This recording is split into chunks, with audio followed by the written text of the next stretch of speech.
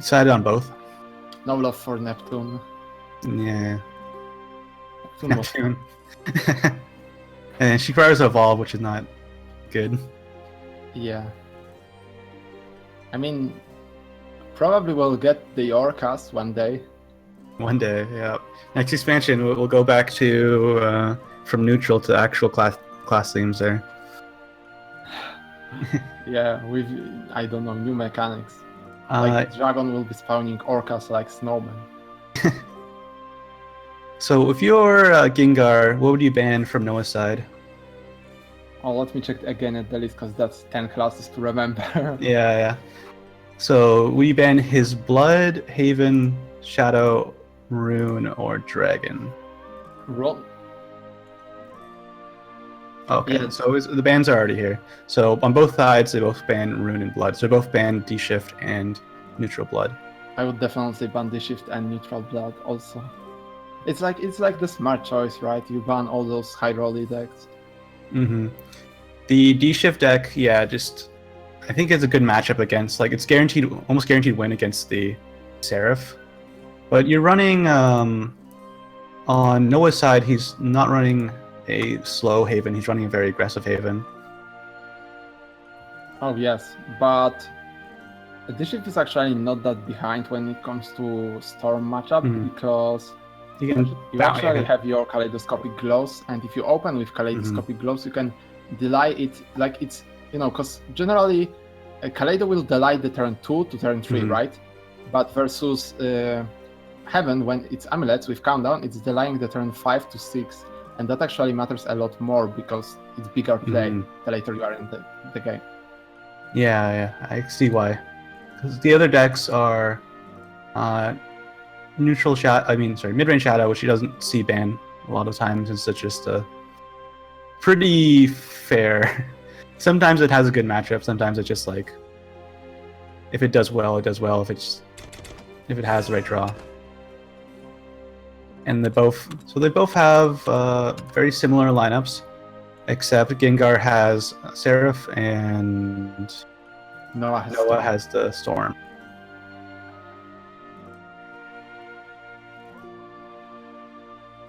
So like I was saying earlier, everyone is bringing Ramp Dragon, Mid Shadow, Let's see how much healing does Gengar run.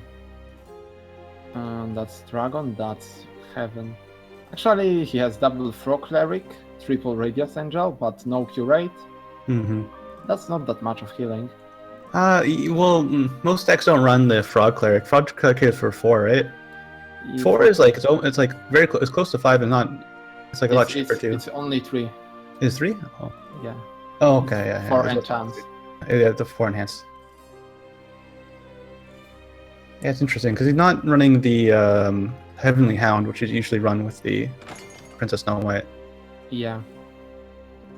But actually, that card is kind of, well, it doesn't fit the meta that well because when it comes to minions and taunting from them, it's generally not enough because what are you looking at is Alice, which will always overbuff over your minions, even the Hound, which is a 2-mana 2/4, but you don't drop it on turn 2, right? And basically everything else is like burst and tons of removal. Like Shadow can remove every single of your taunts with Lurching Corpses. Burn will just burn you through your taunts, so taunt is just not really effective right now, which is the only thing stopping the Fortress Crab from being OP. The Fortress Crab, yeah. Secret tech. Secret tech. Infinite Fortress Crab. Yeah. I'm gonna do that one day. I will play triple Olivia and triple... you run the new Tortoise as well. Yeah. Those more evolves, all the evolves, just play a Fortress Crab every turn. Right, we have the decks here. Shadow, Heaven, and Dragon, right? For both players. Yep. They both cut Rune and Blood. So it'll be interesting to see what they pick first. What would you open with? I think I would go for Shadow. Well, maybe... If I'm Gengar, I think I'm going to open with the Seraph list. Then that's the deck I'm not sure is gonna. So you want to. Your last deck is the one you want to be able to sweep with, right?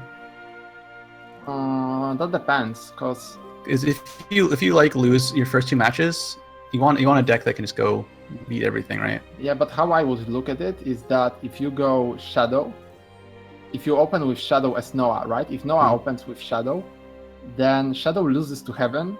It's 50-50 versus Shadow and has advantage over Dragon.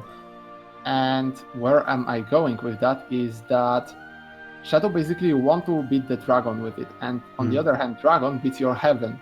So if you open with Heaven and you are risking the Dragon, the Dragon matchup lose as Noah, I think I'm complicating it extremely, but like we saw in the previous matchup, the mid Shadow can beat the Seraph because if you play a Ector or a Thane on turn 7, you might be able to stop them from playing Seraph. Yeah, but if you just look at the other player, right? Because if you are Gengur, your opponent has actually Storm instead of Seraph, and Storm is much worse matchup for the mid-range Shadow. Yeah, your Liching Corpses and your Necro Assassins aren't doing much. You're still going to take the damage. And you don't really run any wards or healing, and that's the only answer to Storm Heaven.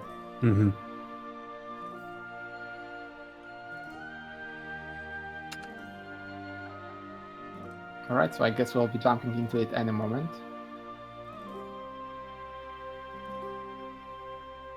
Once you give them the go. But I would say that Gengur will open with Shadow. That's my guess. Okay. It's pretty safe. Yeah, and if Noah actually expects that, he will go with Heaven. And I would say that Gengur would still rather go with Shadow. It's probably his safest lead. Because your worst matchup is Storm Heaven, and you kind of lose to Storm Heaven with everything else. Maybe with Dragon you have favorite matchup.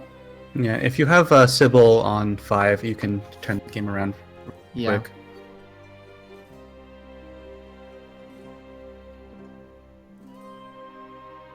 Maybe actually Gengur will open with Dragon. Not sure. No, I still bet on Shadow from Gengur. Oh, we'll see in a second.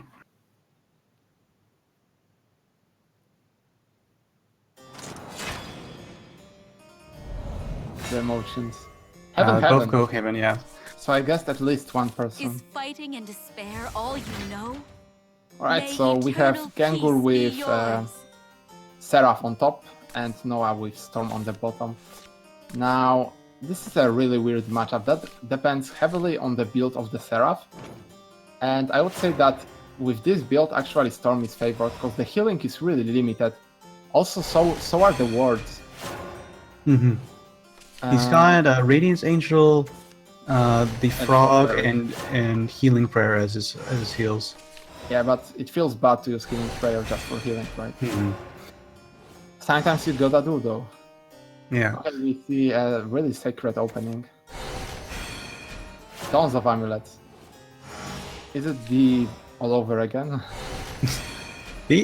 Well, based on the hand, looks like Gengar is gonna be fine. Yeah. I mean, you draw with 3 cards next turn and then 3 cards following turn, so... Okay, so for an early board. Yeah. You kind of see that your opponent is not going that strong into this early game, so you want to punish him, abuse that fact. This is a little bit awkward. I think you want to play the Bird Keeper, but you know it just dies. Yeah, but at least you get the Pinion Prayer. If you play Blackened Scripture, you don't set up the Pinion Prayer, but still it's 1-for-1. And it's kind of playing off curve, because what do you do next turn? Yeah, you have to play the Bird Keeper. Yeah, you draw 3 cards, and you have the Storm as well.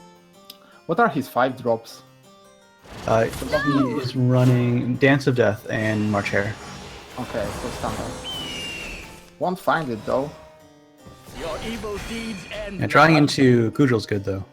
Yeah, Kudrill is really good. You were done for. We'll get behind on evils though, and Seraph doesn't really need evils for winning, right? The only way you use evils is for clearing. because you win from 100% of health to 0 anyway. His hand is 3 Garudas. That's gonna be pretty crazy late game. That would be really good if he had magical tea time on 5. Mm-hmm. Yeah, magical tea would be much better there. Tina's blazing the opponents, even though they are not goblins. Mm-hmm. Sometimes that 2 damage is enough. Yeah. It would actually be funny if Tina only dealt 5 damage to goblins. Stay nice and calm, okay? The overkill. The real battle begins. I'm using the last evolve here to trade. Very early, when your opponent is still on 17 and actually taking the lower trade here. I mean lower damage, right? Yeah, we have a Garuda every turn. The real battle begins. So you're gonna be able to push in a lot of damage. What? That's a very No!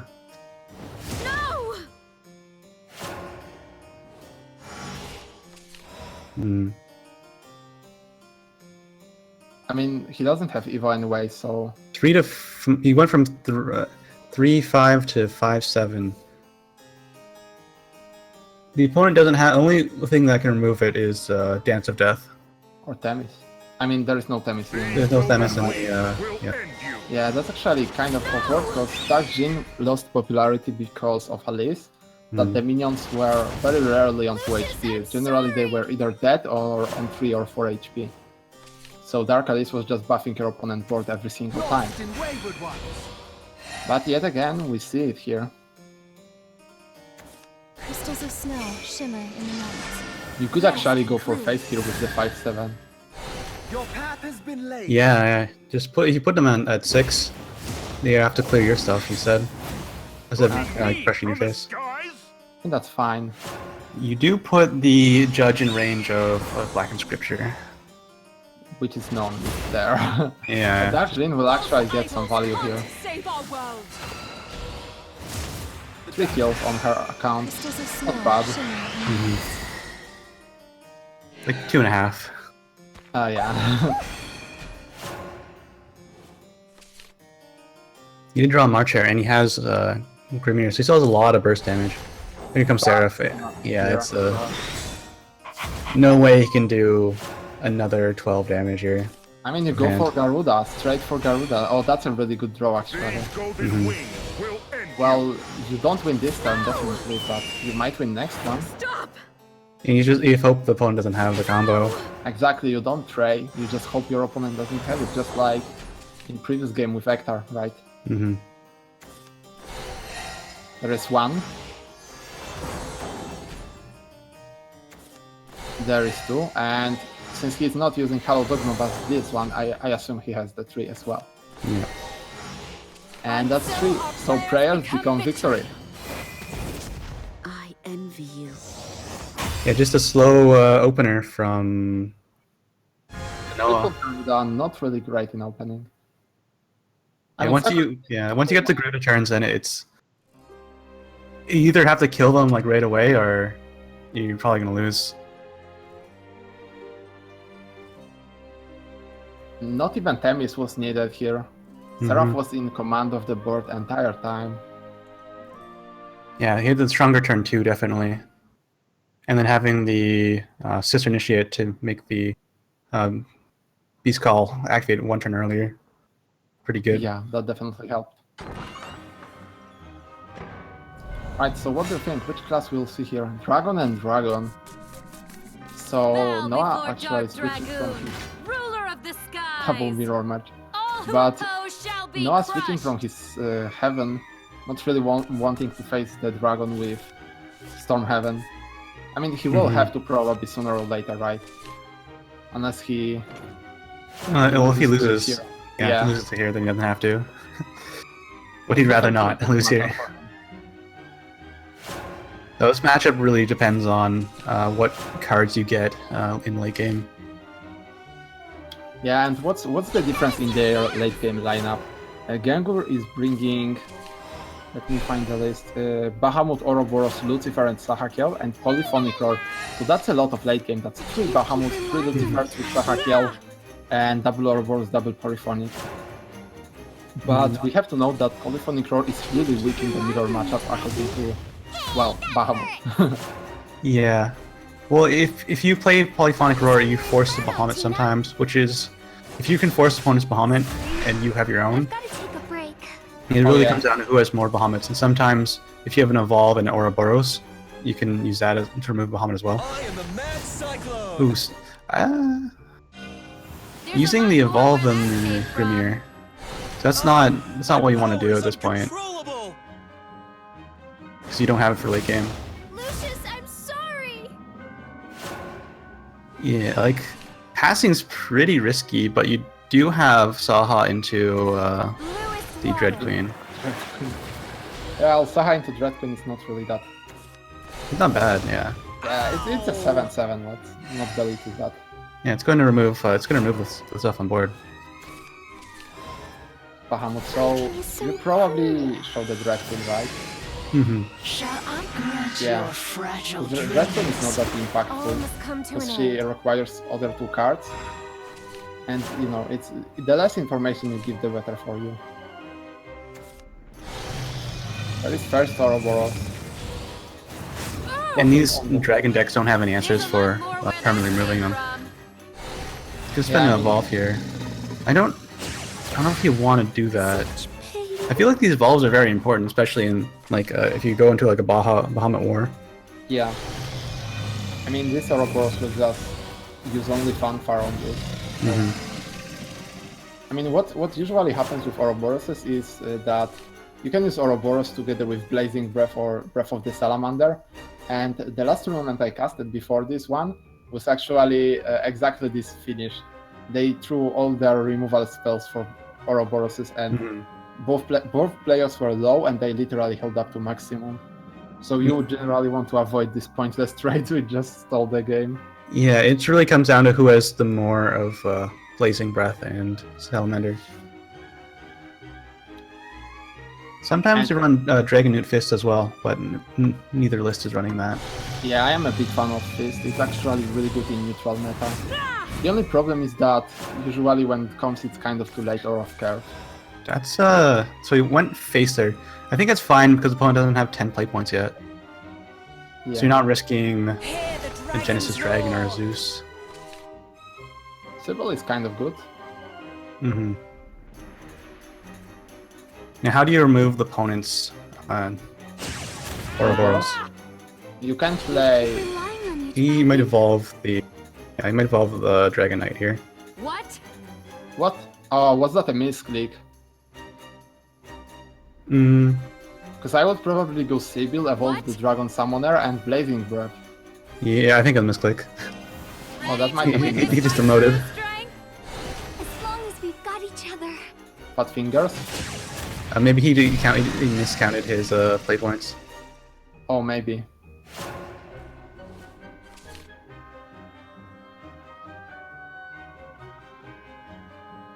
Well, what's the answer? You probably don't want to drop Bahamut. The play you kind of want to make now is this trade with Ouroboros and Blazing Breath. Mm-hmm. Well, I'm saying that because we see that Noah is actually low on resources when it comes to these cheap removals. Yeah, it's usually what happens is you trade your low cost removal. But he has the Dragon Summoner on board, so what we can do is you can attack into the opponent's Ouroboros with Dragon Summoner, and then use the Fanfare from his Ouroboros. Oh yeah, another good point with Dragon Summoner. So versatile. Goes with Fervor here, so he still needs to remove that Focus on your inferno, Ouroboros. Tina. Oh, spending your Evolve here like that, it's not great. This last one too. If my brother can, So now you can't use Ouroboros to remove Bahamut anymore. But he is way ahead on cards now.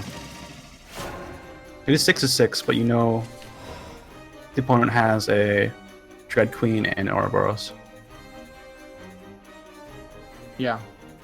So, is Zeus really bad here?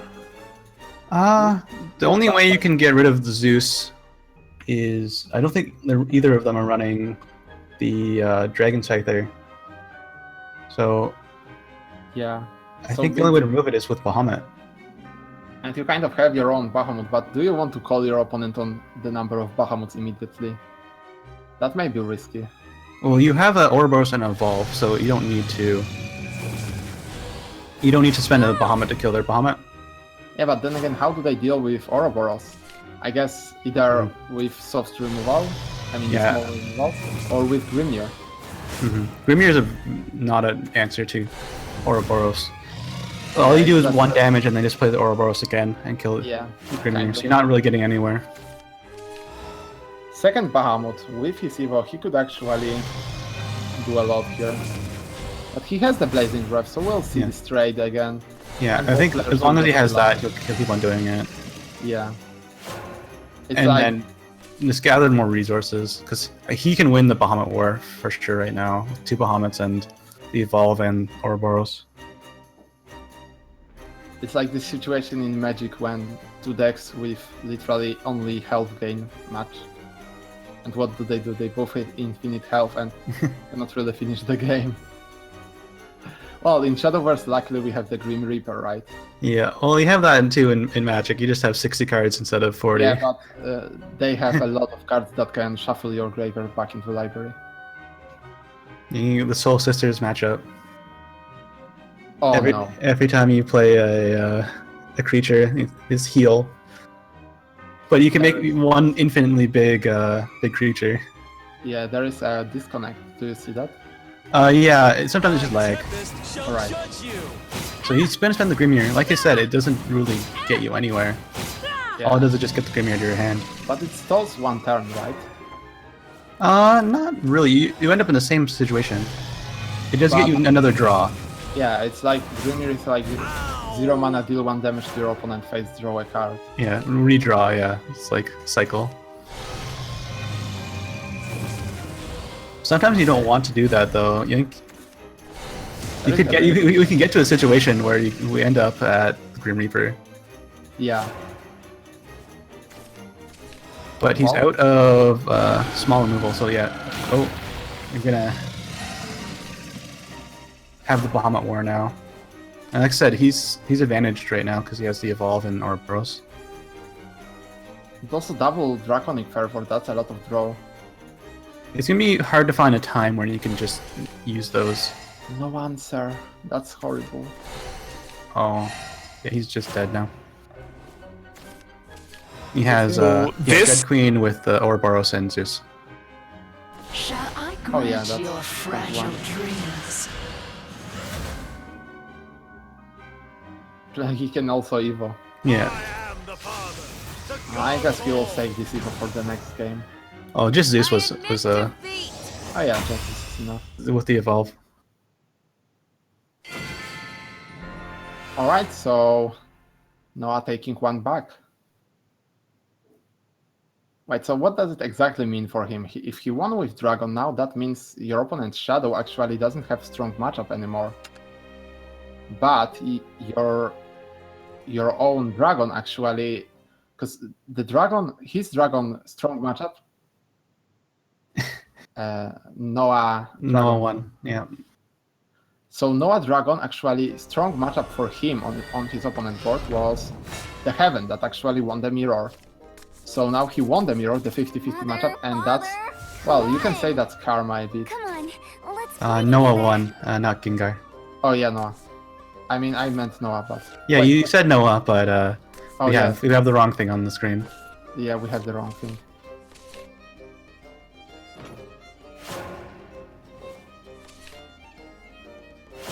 Anyway, we'll see Shadow Mirror, so triple mirror. Yeah, 3 mirrors in a row. But this is a true mirror, unlike the Haven matchup, which was Storm versus Aegis. No, no. it's 1-1. Yeah, scores 1-1. Gengar won with Heaven and Noah won with Dragon. You gonna mess with me?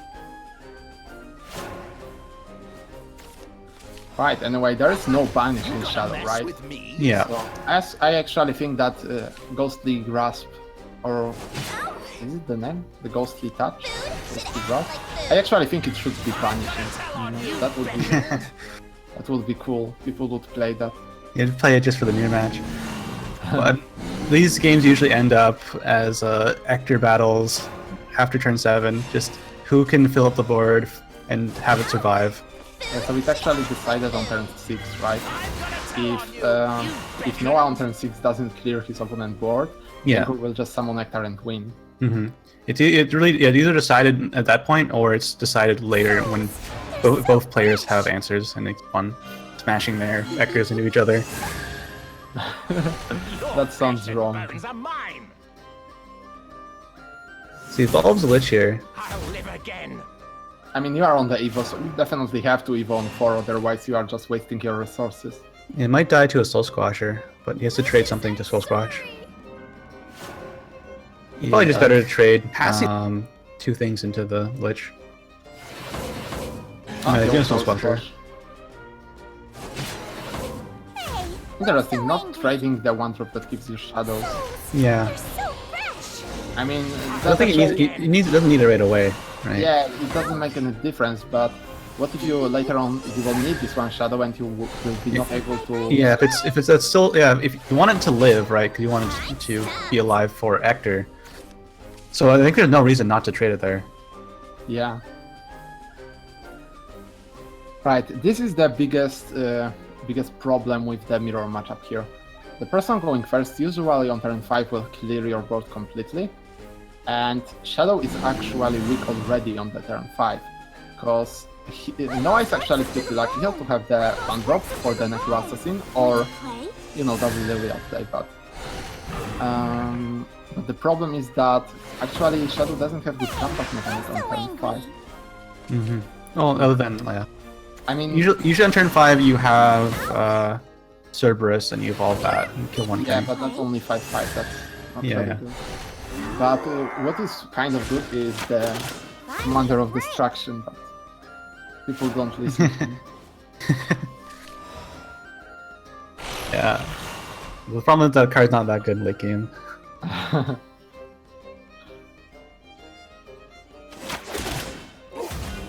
I'll show you. We see double Ishtar in Noah hand. That's pretty good. Yeah, He doesn't with have quite the Thane. shadows. Yeah, he'll get the shadows though from Thane and this Chimera. He has the remaining 3 shadows he needs. We might on see the a board already. Ector right now though. Oh, still might see Ector. No, never mind. No, that's There's zombie another party. second zombie party. So I guess you don't have Evo here, so Thane is kind of risky. Your opponent can just trade 1 in and Ectar you for a lot of damage. So Or yeah, to trade all the zombies. he has to trade all the zombies. I think there's no reason to give your opponent the opportunity to. Yeah, use the although board. this corpse on Ectar 1-on-1. Can't be taken. Oh, there it is, the Ector. So this is Yeah. it's actually not a terrible spot for Noah since he has a second Ector. But he doesn't have a lot of shadows. He only has 5, so he only has to summon 1 zombie. And it's not enough to kill even the Ectar. Yeah, so I think he might have to Soul Squasher, Necro Assassin, and hope he hits the opponent's Ector. Oh, is that That's really the- your only out? Yeah. I Or mean, you can don't you can lose soul that. you can soul convert the Squasher. And Well, what do you draw? if your opponent has a second Ector, you're dead, right? I mean, if you go for the Ectar just and trade for... Oh, you can summon the Tomb. Yeah, yeah. That's pretty good. That's something I didn't think of. That actually does maybe save you from Ectar. Yeah, it does save you It actually. does save you from Ector. Unless you have... No, actually it does save you. I don't think there is enough. And those whites will No, put you somewhere. Ector plus another zombie party would kill the. Yeah, it would kill you. Or Undying Resentment. Oh, Ector yeah, plus you are Undying right. Resentment would kill you. Or zombie party both work. Yeah, he doesn't. So he doesn't have the other Ector. He doesn't have the zombie party. Oh no, he had a Undying Resentment. So if he had the second Ector, he could have killed there. Right. So this Noah is actually running Death's Breath. that's usually run over Cerberus.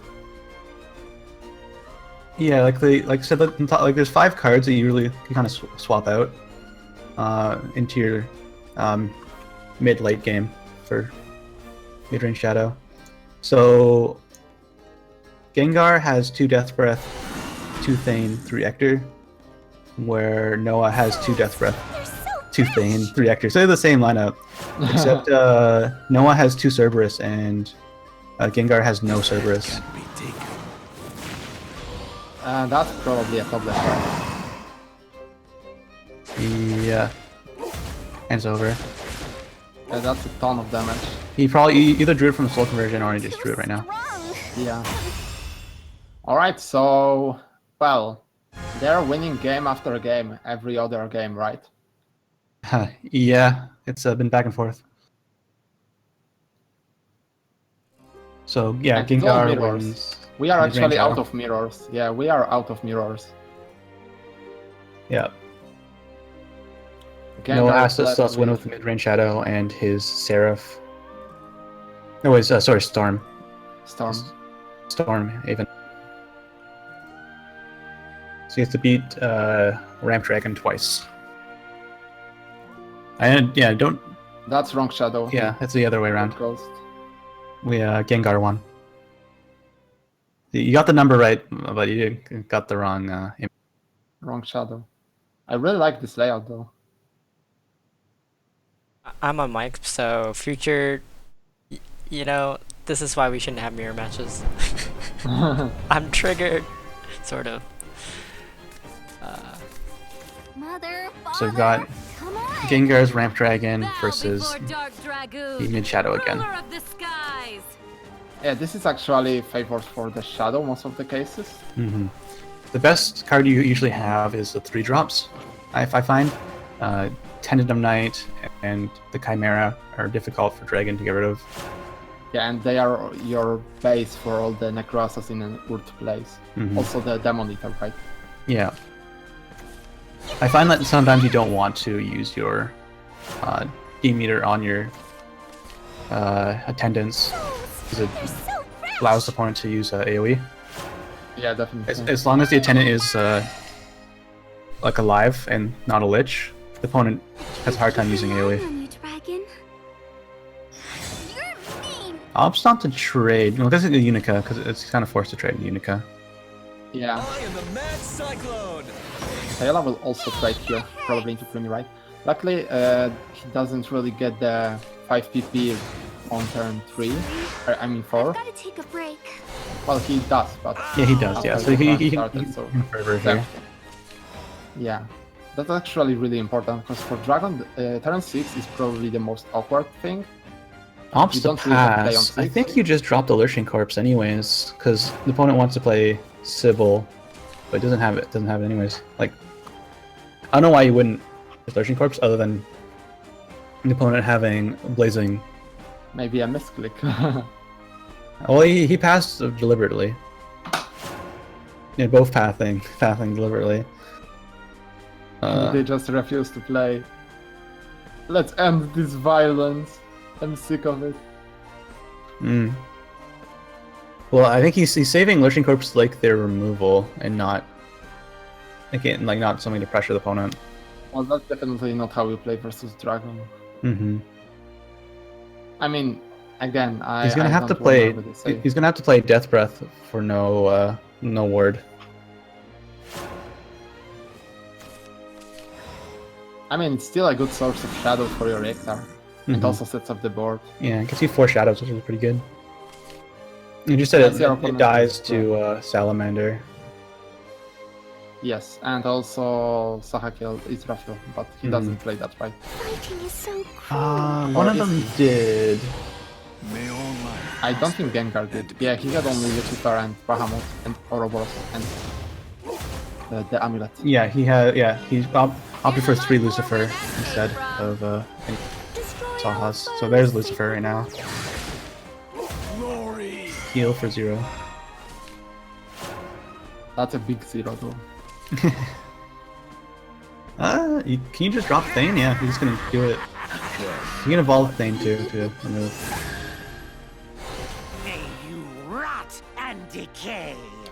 I mean, Such pain. This matchup Is it really, worth it? it really comes down to, does your opponent have a AoE? So you just keep on making boards until your opponent doesn't have an AoE, and you kill them. yeah, Demon Eater is really helpful in this matchup because you actually need cards. I think he just passes. Soul Squasher? Yeah, I guess this is fine because opponent only has one more ball, Demon Eater. So angry. and you really want to get through the deck. Oh, he's running Kaisa, so I didn't notice that. Yeah, that carrot is actually going to do something. I feel it's going to force the opponent to move it over and over again. Though it might just be a part of all the AoE that comes down. Keep on dying AoE. Mini Mordecai.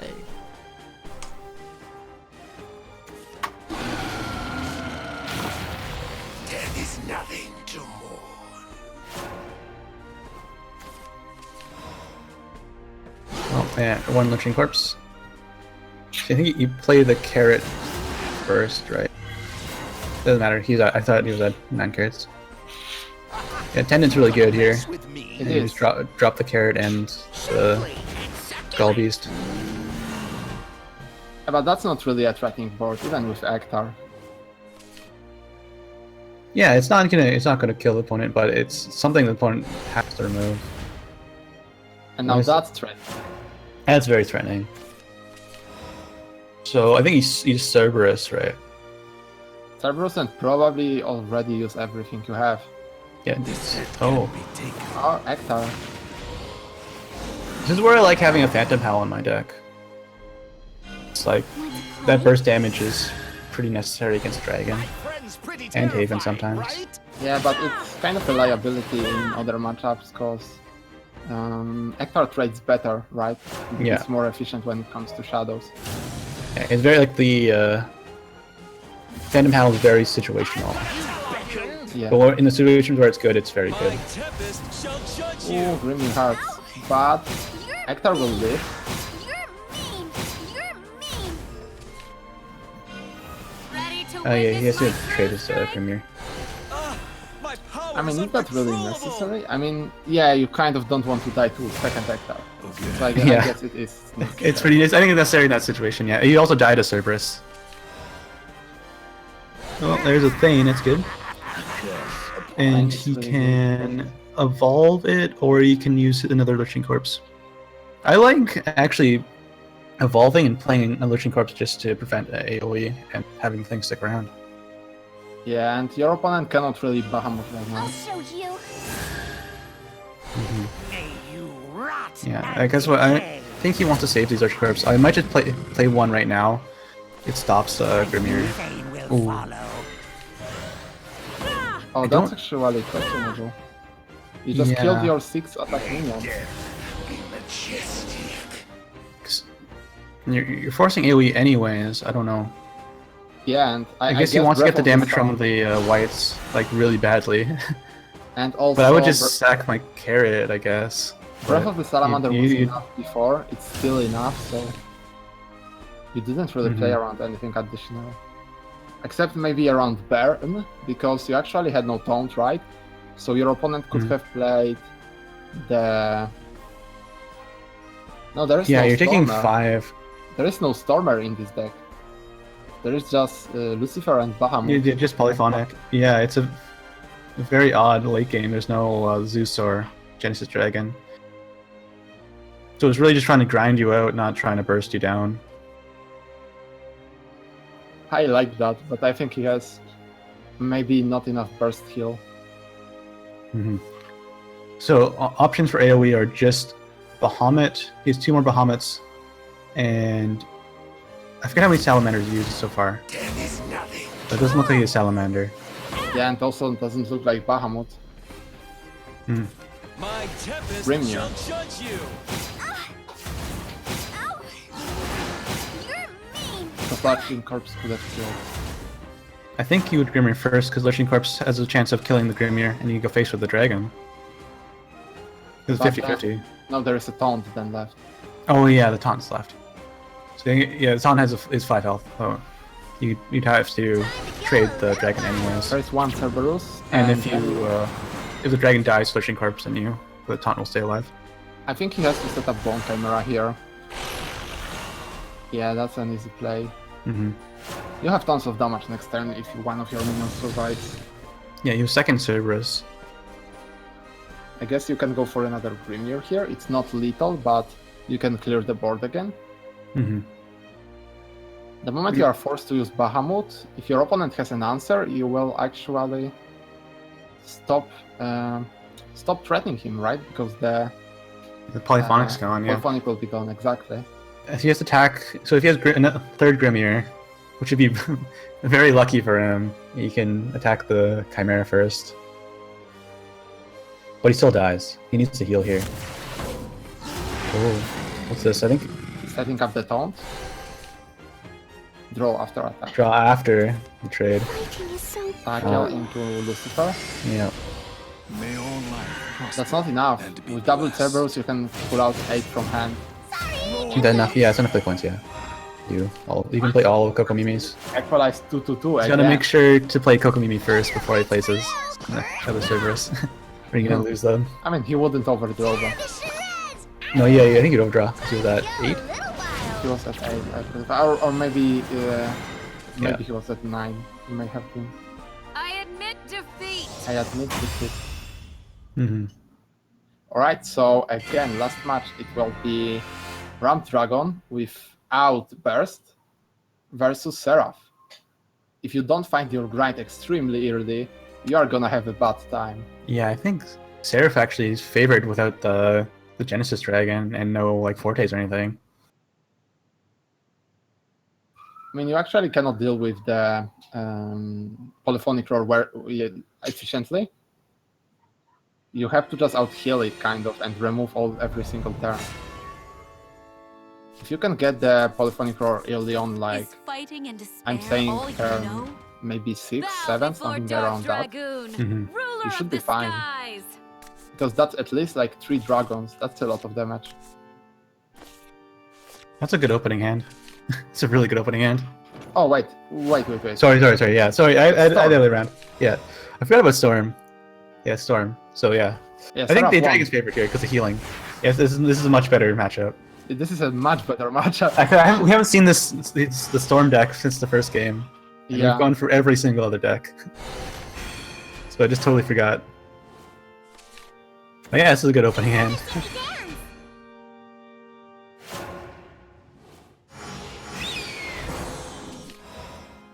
Use Scripture?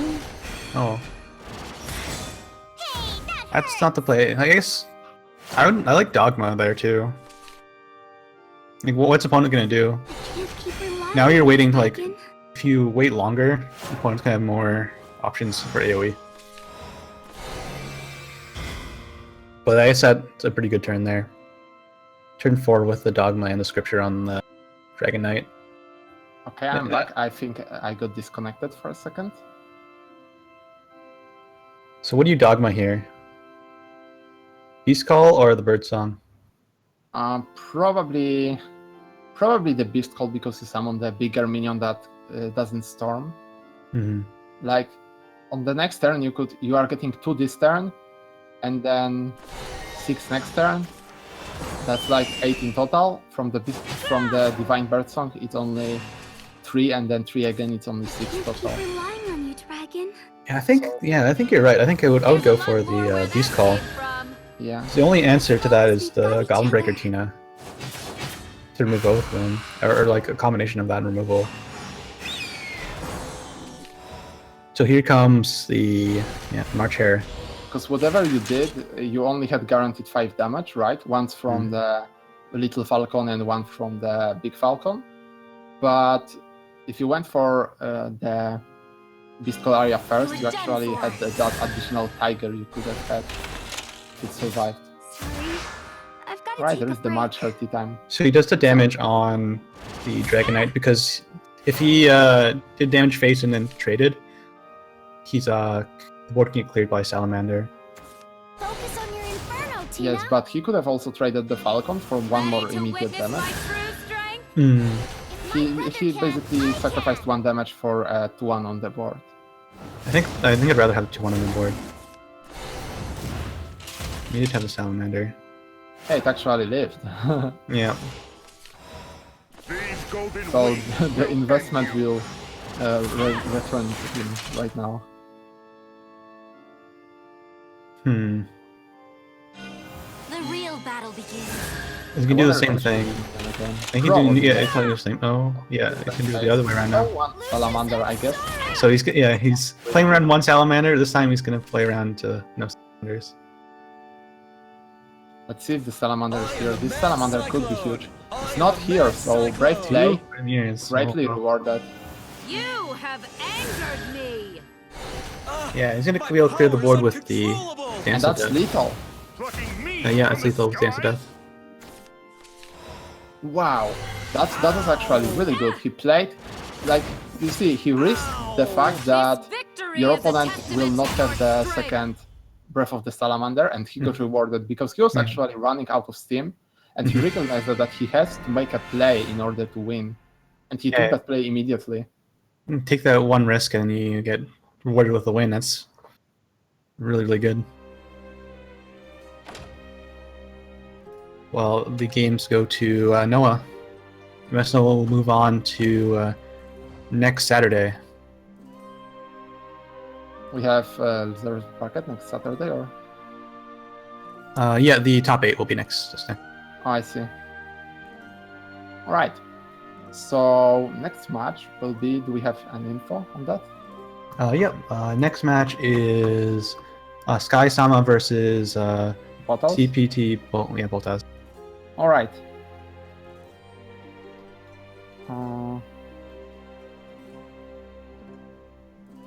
Let me find their deck list then.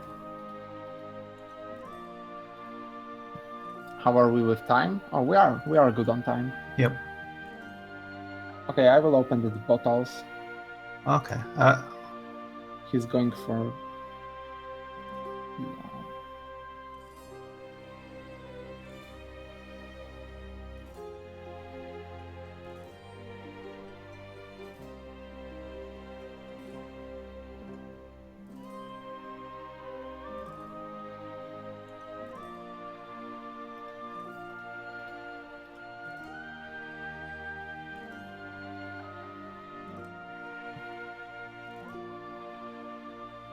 Yes.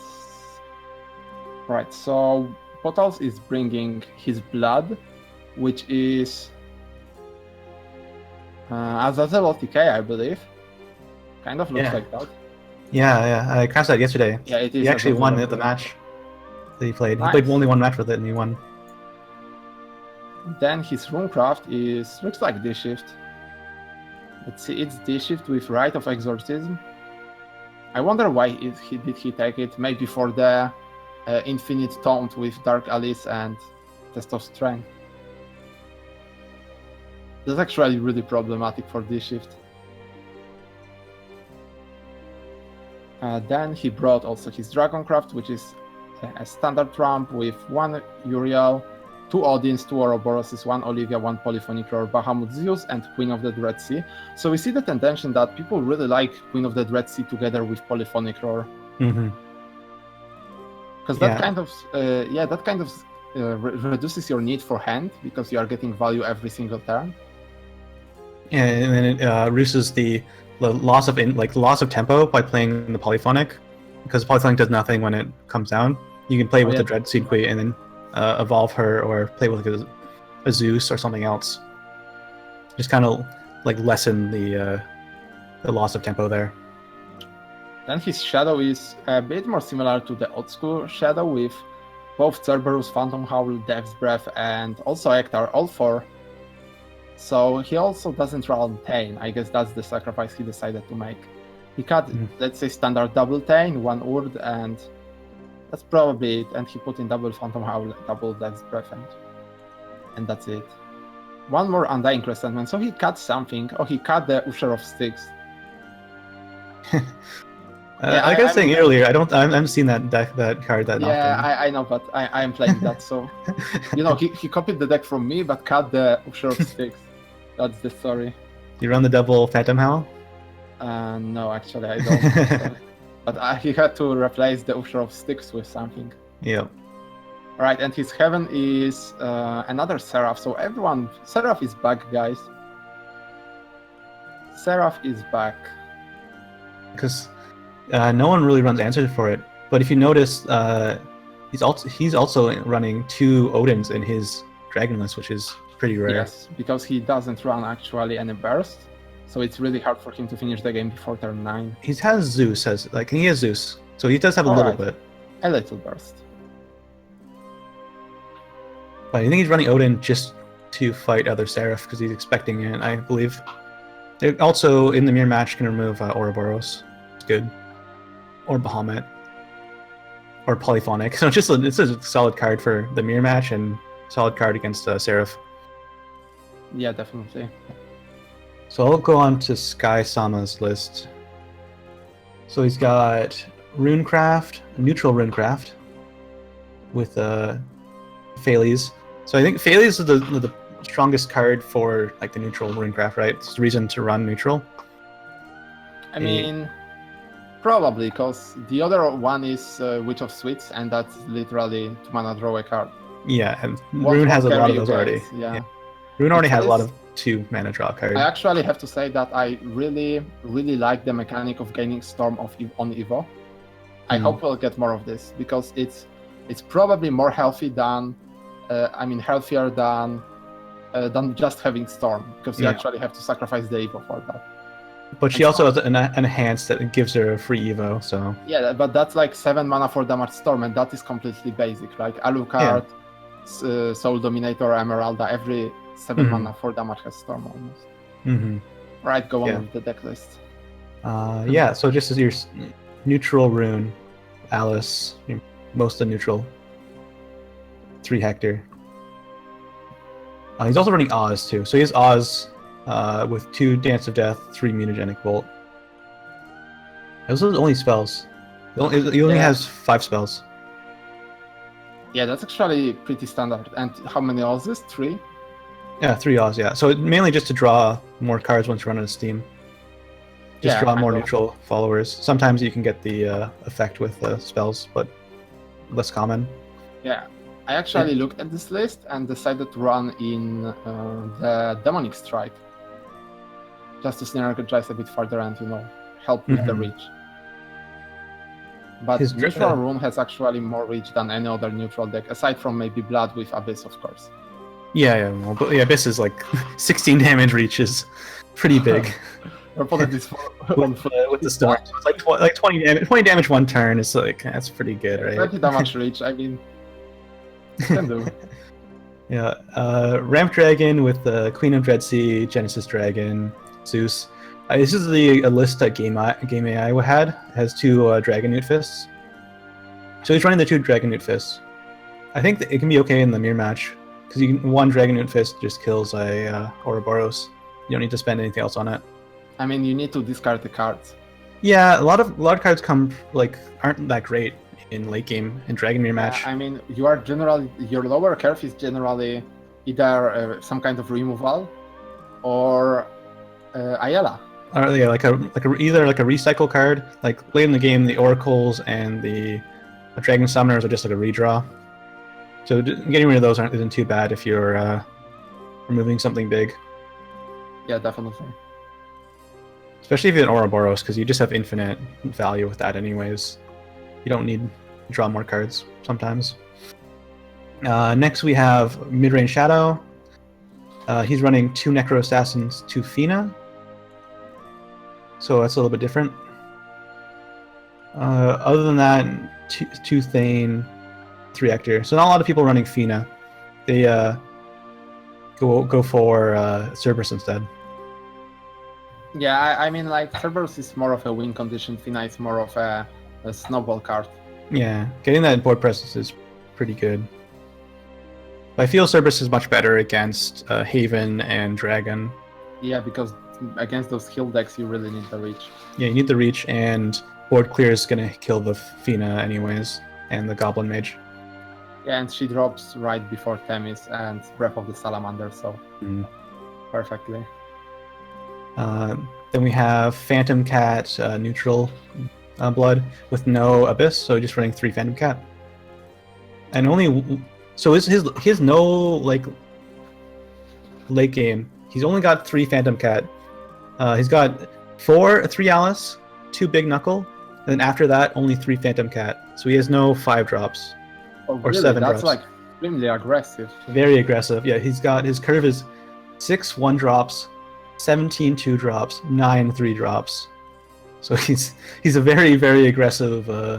At this point, instead of Phantom Cat, I would rather go for Caraboss. Yeah, maybe. Well, I think if you want to end the game quicker, the Phantom Cat does 4 damage, like almost guaranteed with the deck, and draws you 2 cards. So in 1 turn, where to get that with Caraboss, that's 4 turns, right? Yeah, but you get 2 more cards, I guess. Yeah, but you don't go for value, you go for speed, right? Yeah, you go for speed, yeah. And then he has Havencraft is just Heavenly Aegis Havencraft with March Hare, no Grudas, but only 1 Judge, so this doesn't have a lot for 6 drops. Sometimes you see a lot of 6 drops. He's opted for 14 2 drops, so he's got 3 Heavenly Hound, 2 Nowies, and 3 Princess Snow White with 3 Beast Call, so he's got a lot of 2 drops. Yeah, but Heaven has some really good utility 2 drops. Mm-hmm. You cannot really cut them at all.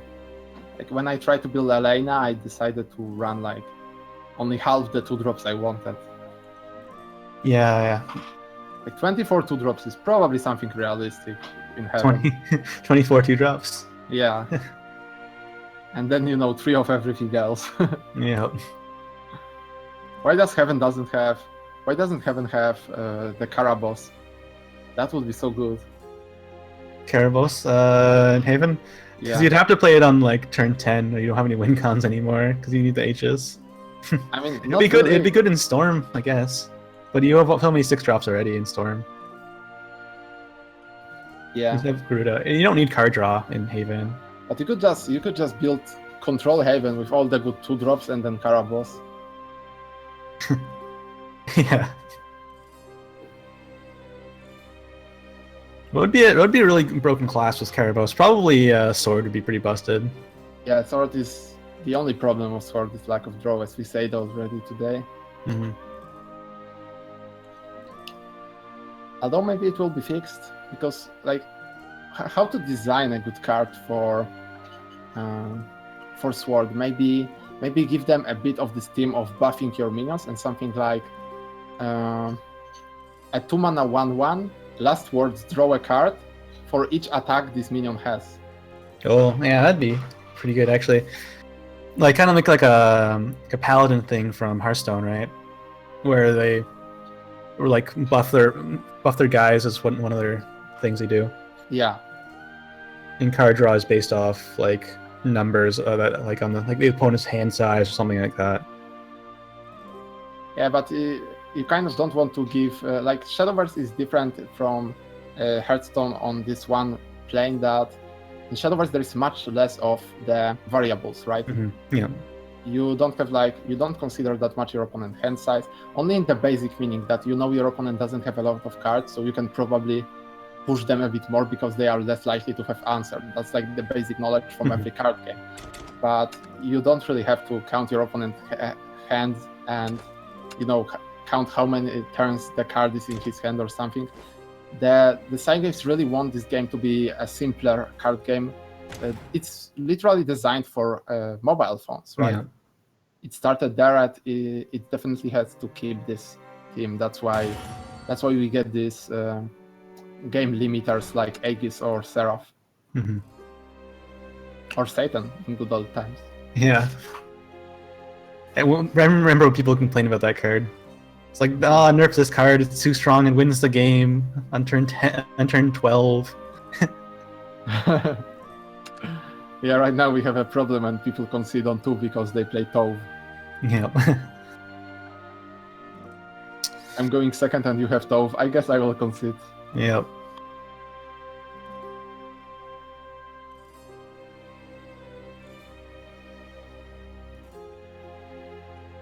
Right, so how much do we actually have till the next match? Should start any time now.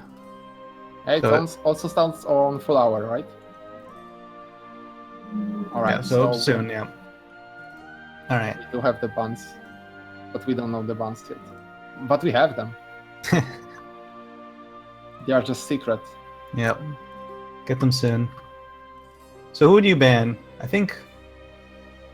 I have to look at that. It's interesting because it's not a neutral blood on Boltaz's side. It's Azazel OTK. You treat that as Seraph. It has similar reach. Yeah, it's similar to like Haven in that it just removal and heal, and then late game it's finisher. Yeah. The way you want to kill your opponent is on turn 8 with setting up the. Actually, he's not running that. Yeah, he doesn't have the blood fed field, so you can't kill on turn 8 with Azazel and. He'll have to wait till 10. Unless he has something, unless he has another follower on the board. Oh yeah. But that's like pretty hard to do with this kind of list. This list did not throw a bunch of followers on the board real quick. He literally has only some 4 drops and triple Emeralda. He's only got 1 2-drop follower in his deck, and that's Baphomet. But then you run Blood Pact, Razor Reclaw, Hungering Horde, Vampiric Kiss. That's a lot of removal. He's running 9 removal on turn 2. Yeah, so saying you don't. This is one of the rare occurrences where you're not gonna see blood banned. Though in the first round we casted, blood lost twice before won a game. The neutral blood. Yeah, you are right. But then again, you know, it's not neutral blood. It may be surprising. Yeah. This is like I said yesterday.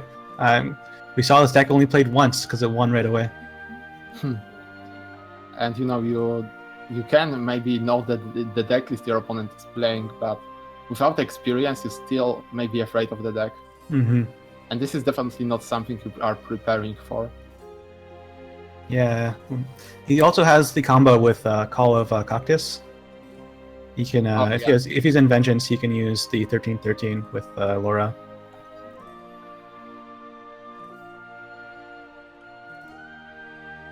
Just 2 copies. That's actually pretty standard with this list. But it's very slow. Just like removing one thing on like turn 8. It'd have to be like extremely slow. It'd have to be a pretty slow matchup. To be honest, I would like to see some Spawn of the Abyss in this deck. I think it would fit them well. Wouldn't it? I think so. You just jam it in. There's no reason not to, right? Yeah, it will ruin your combo and consistency, but I guess you are getting Abyss, so... Yeah, sometimes your Baphomet will draw the Abyss instead and you just win earlier, so I guess it's better. And you can also have the Laura Abyss combo with if you Baphomet the Abyss. That's actually sick. 16 damage immediately. Yeah, with like Razor Claws in the deck already, you're probably gonna kill them. If Razor, it's actually 19, so it's not guaranteed. Yeah, but it's still, all I have to do is 1 more damage at any point in the game.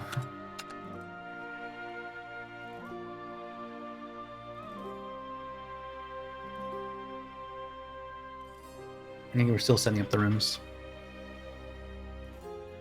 Maybe there is some kind of problem. We got the bans too. So on Boltaz's side, his Haven and Dragon are banned. So that makes sense because he has the OTK blood deck. I don't think you'd ever ban that because just the chance of it like fizzling to itself is is pretty high. And Sky-sama lost his blood and Shadow, I think. Yeah, it's Shadow. Yeah, that makes sense.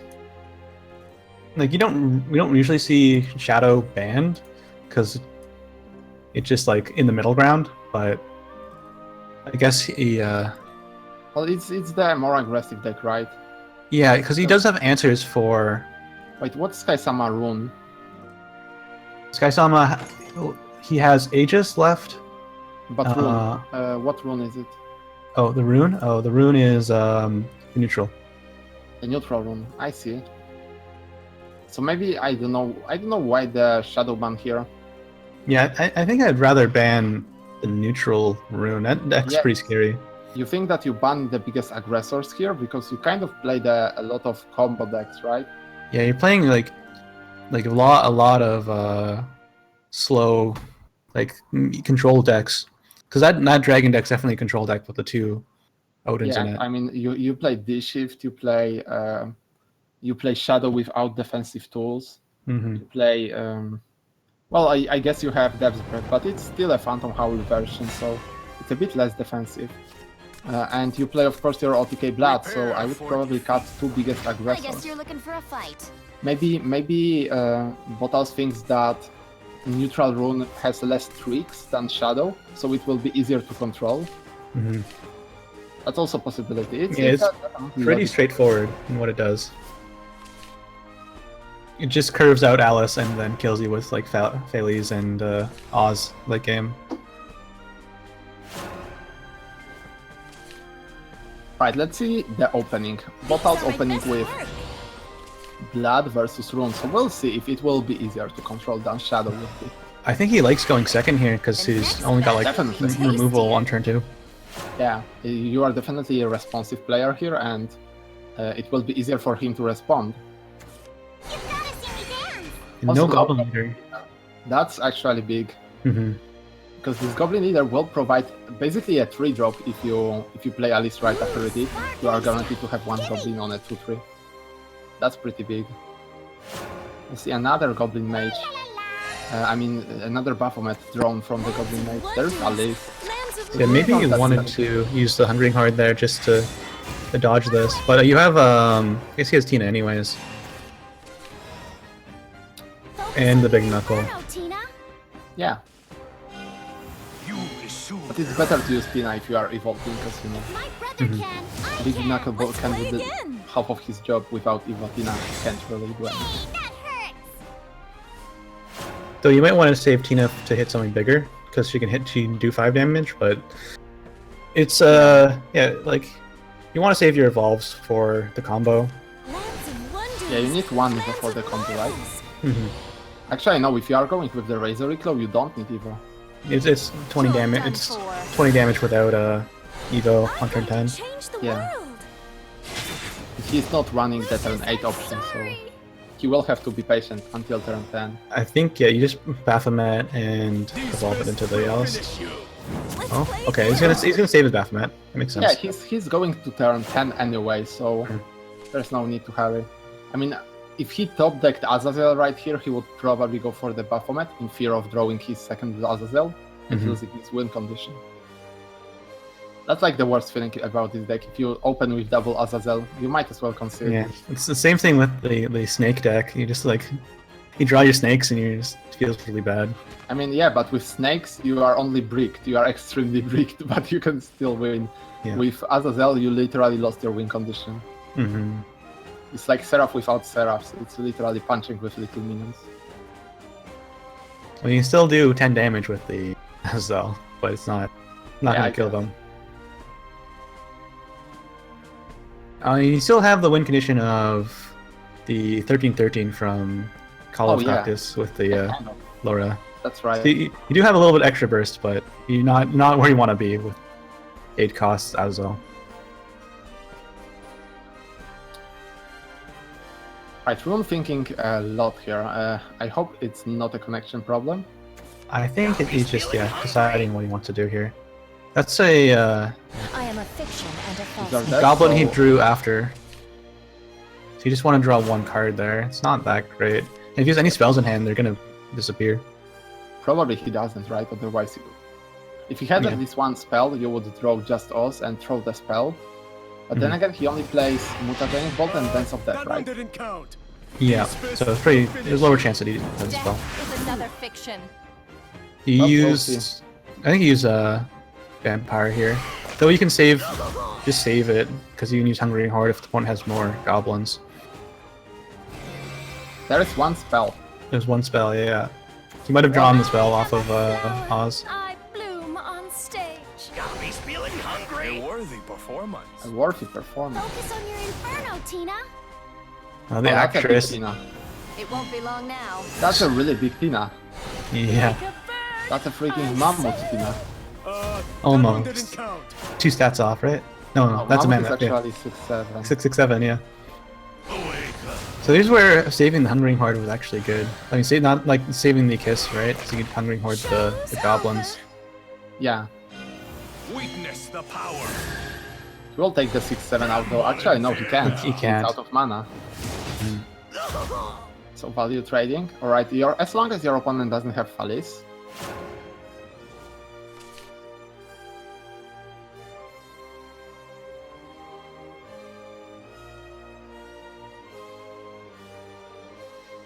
Alright, we have Azazel, we don't have Laura though yet. Yeah, You you've Azazel, but Laura, you can Azazel, like you can just like use it defensively with Diabolic. oh yeah. But You might be if forced to just play it early. If you actually top deck Laura, you have lead on board unless Staysama kills this Baphomet. I am a fiction and a false. Oh, that's a good draw.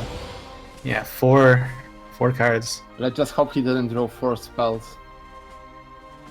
So he might be scared of the combo here. Okay, he's trading.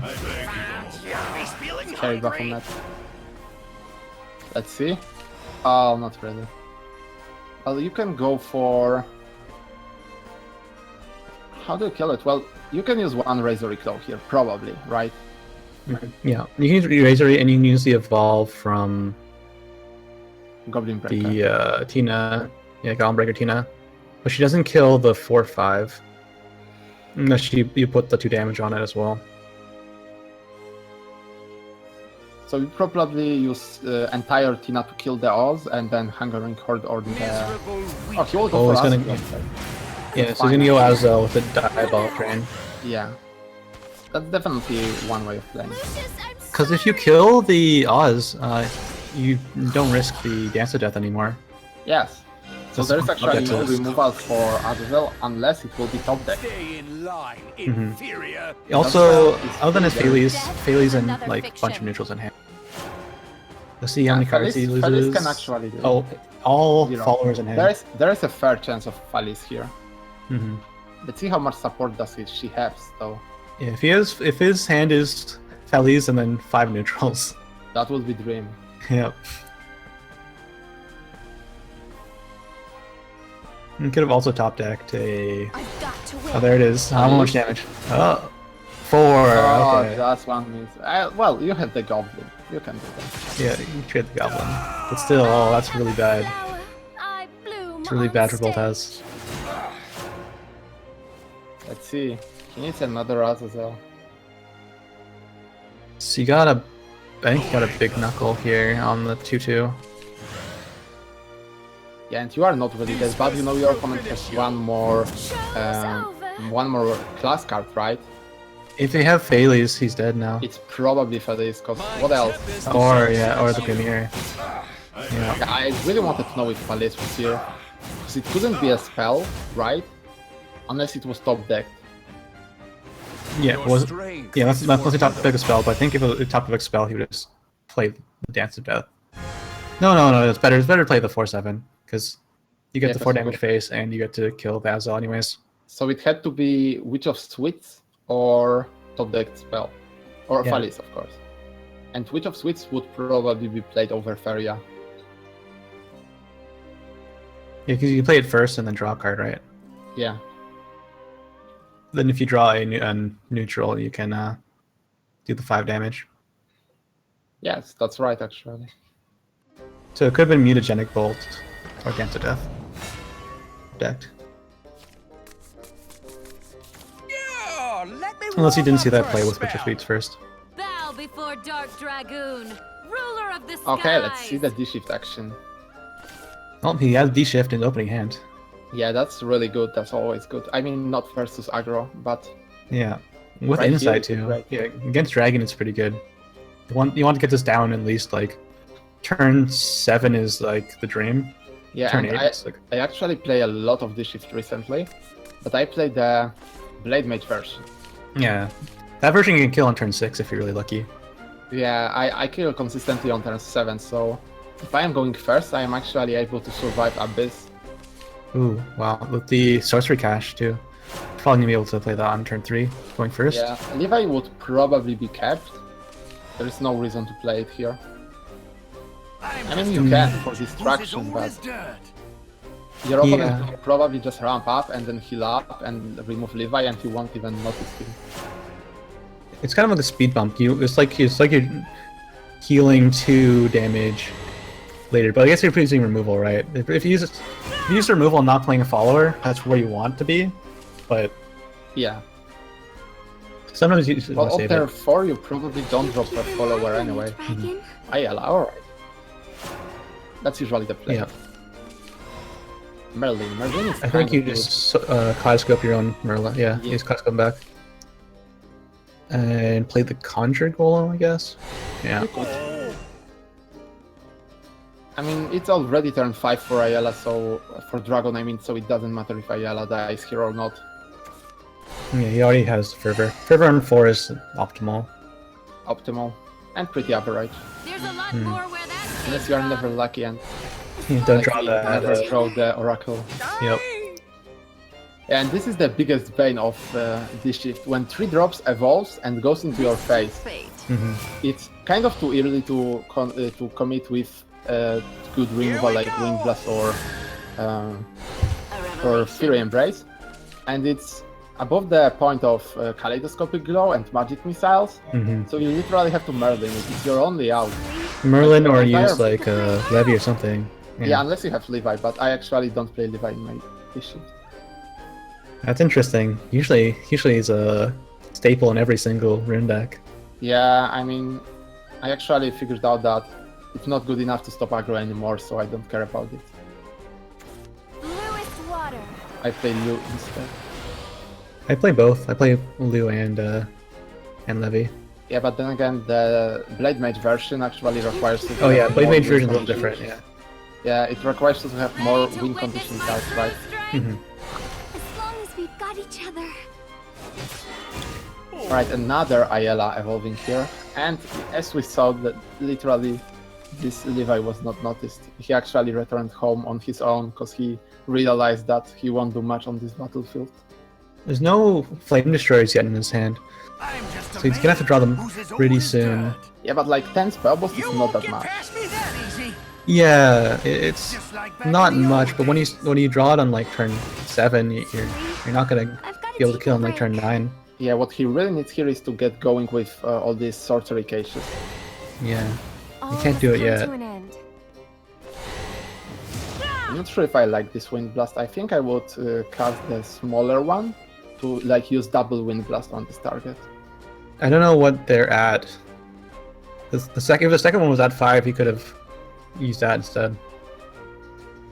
Or at 4 with the Crimson. Crimson goes face first. Yeah. It can't be that low. It can't be like at 2 or 3.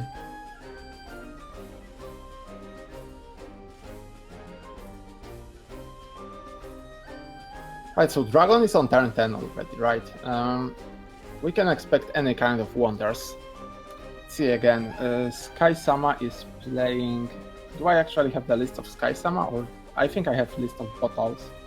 Yeah. Sky Sama is playing Genesis Dragon, 2 Zeus, Queen of the Dread Sea, Polyphonic Roar, Bahamut, Ouroboros. And he actually doesn't have any of that? Okay, He's yeah. Ouroboros, yes. Not the scariest. The scary thing would be like a Genesis Dragon coming down and evolving. Yeah, because you actually used your strongest Wind Blast, so that could be problematic. Yeah, There's there's one Enforcer.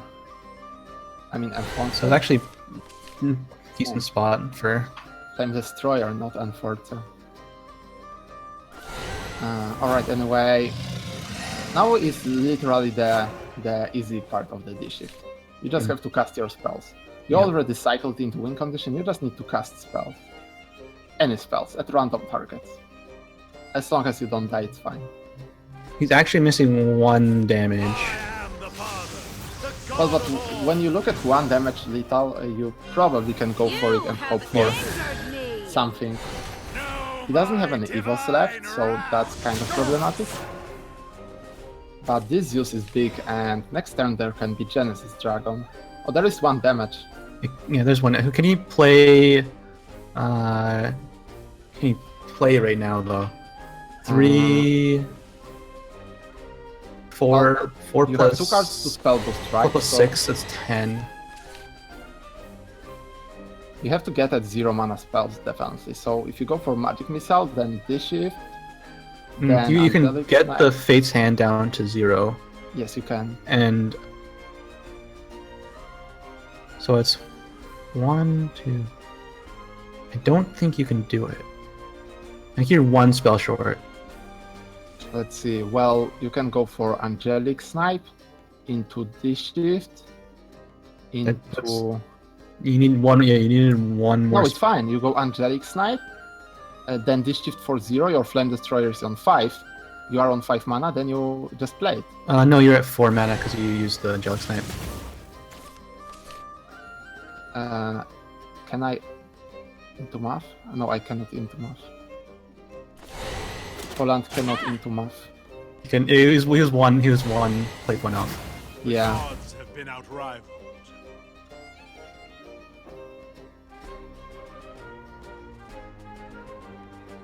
Actually, was he really? Yeah, he was 1 play 1 off. Yeah. Yeah, Because that's right. he was at 5. He was at 5 play points. So you Yeah. pay 1 play point for the Angelic Snipe, and he's at 4. The Flame Destroyer is at 5. Yes, that's right. And you cannot really... Well, boosting Fate Hand to 0 will cost you 2 mana, so you are generally the same off as playing 1 mana spell, which literally doesn't do anything. But there is no finisher. It's only Grimir, and that may actually be just good enough. Yeah, that's the game there with the second Flame Destroyer in hand. You can play both of them here. Sure. This is your fate. Oh. Okay. I mean, it's probably still enough. I never do the shift math. I just throw everything at my opponent when I'm about to die. Yeah. I think he could have played both the Flame Destroyers. Yeah. But I think this is lethal anyways. I'm just a mage who's With as the old as second D dirt. shift. Yeah, of course, he has at least 21 damage here. I mean, just with Flame Destroyers to the face and Merlin to the taunt. Mm-hmm. Wait, can he actually? I should zoom in. He actually cannot play Destroyer and D-Shift together. No. I thought that this Flame Destroyer is cheaper now. No. Yeah, he could have played. Yeah, he kills anyways, right? Yeah, sure, but could he actually attack with Merlin? Spell boost Flame Destroyer to 5, D-Shift to 6, then play the D-Shift, and then No, he could have played Flame Destroyer and D-Shift. Yeah, it didn't matter though. It didn't matter.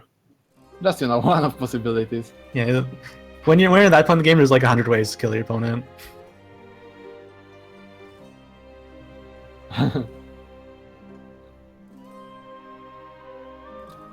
Alright, so this was actually a first match. Is it right? First game. Second one, because the neutral rune won Oh, there first. was a neutral one. Alright. So both sides, the rune has won. That's good. So you still have to win with that, with the OTK Azazel deck. For defeat. Yeah, maybe Bow this time before he will... Dark Dragoon, ruler Well, of the that's actually really skies. awkward. I really like playing this single amulet. You can also play Uriel to fetch this amulet. And Yeah. I don't think he is running. Yeah, usually when you have one of polyphonic, but he's running 2 polyphonics in Sky Storm's deck. I was talking about Bloodfed Flower. Oh yeah. It's a really awkward card because it's pretty terrible by itself. You need it only for the combo, right? Well, but then again, so is Azazel. Yeah. I mean, the only time Azazel's in play was in the age of Phoenix Roost with Satan and extremely fast Astaroth Reckonings, and the only answer to that was Azazel. Mm-hmm. Focus on your inferno Phoenix Roof's coming back. Tomorrow, actually. Yeah, finally after... How much was it? Like 4 months? I Maybe think it more? was 2 months. I mean, I think we had entire expansion without Phoenix Roof. Oh yeah, it was a whole expansion. So yeah, it was 4 months. It's fine. When Dragon's strong, you don't want to see that card being anyways. There's some crazy combos you can do now with like Dread Queen. 5-mana Dread Queen. Yeah. There is the Azazel #1. You don't need to evo there, of course. Yeah, no, definitely not. You will though. And you just all you do is force the opponent to remove it, which is not like too bad. Actually, not even. There is no threat of lethal, and you don't care if you are on 10 or on 12. The OTK will deal you to 0 anyway. The opponent still has some burst in the form of like Razor Claws. So you don't want to get too low, but I think you still remove this for the 4/2. Yeah, you can just Blazing Breath it, I guess. Water. You might evolve Sybil if you don't have one. There's a lot more where that came from. I guess it's set up for make the removing world Sybil, blue. because Sybil will take 4 damage. You can remove it with the Big Knuckle. Or Big Knuckle, yeah. Big Knuckle is much better than Razor here, of course. Yeah, you want to save Razor for your combo. And Big Knuckle is literally a 3/4 for 2 mana in this situation. Yep. It's even better than Tove. Well, you can't play this guy on turn 2, so Yeah, but you know, stat yeah, wise, like statted wise, yeah, maybe this means that Tove should actually be a 3/4. Water. yeah.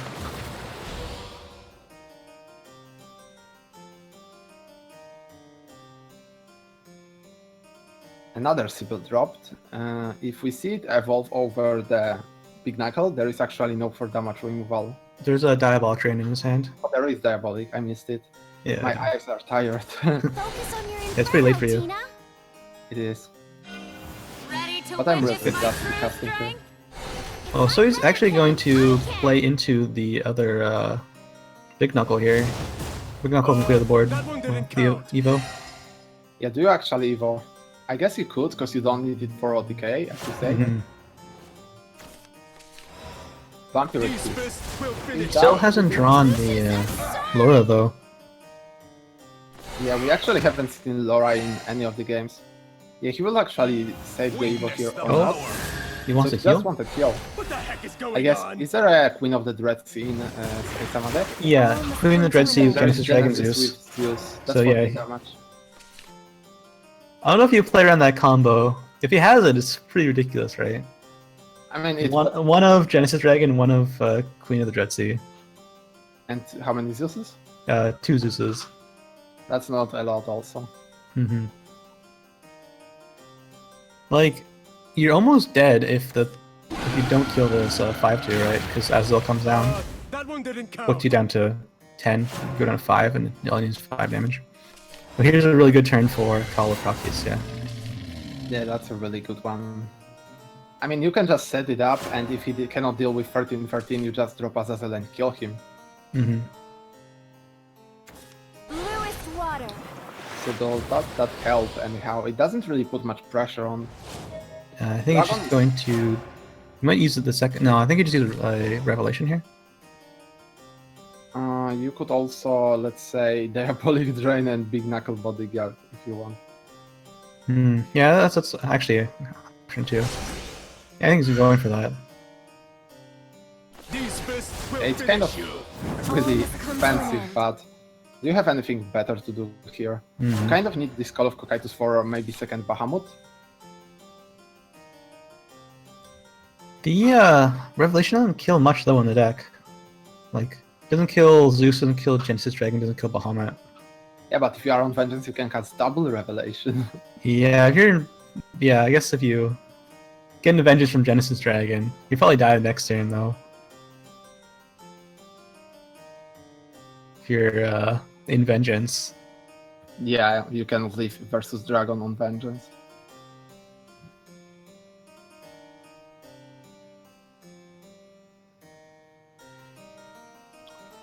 Right, so Dragon probably needs some cycle. Is he running the summoners? I don't think we saw summoners. I think he's worried about dying now. He might want to play Ward. Oh. So if he draws Laura, he wins. Yeah, the same as last game. But Laura is never here where she is needed. I guess you just cycle this together with the 13-13.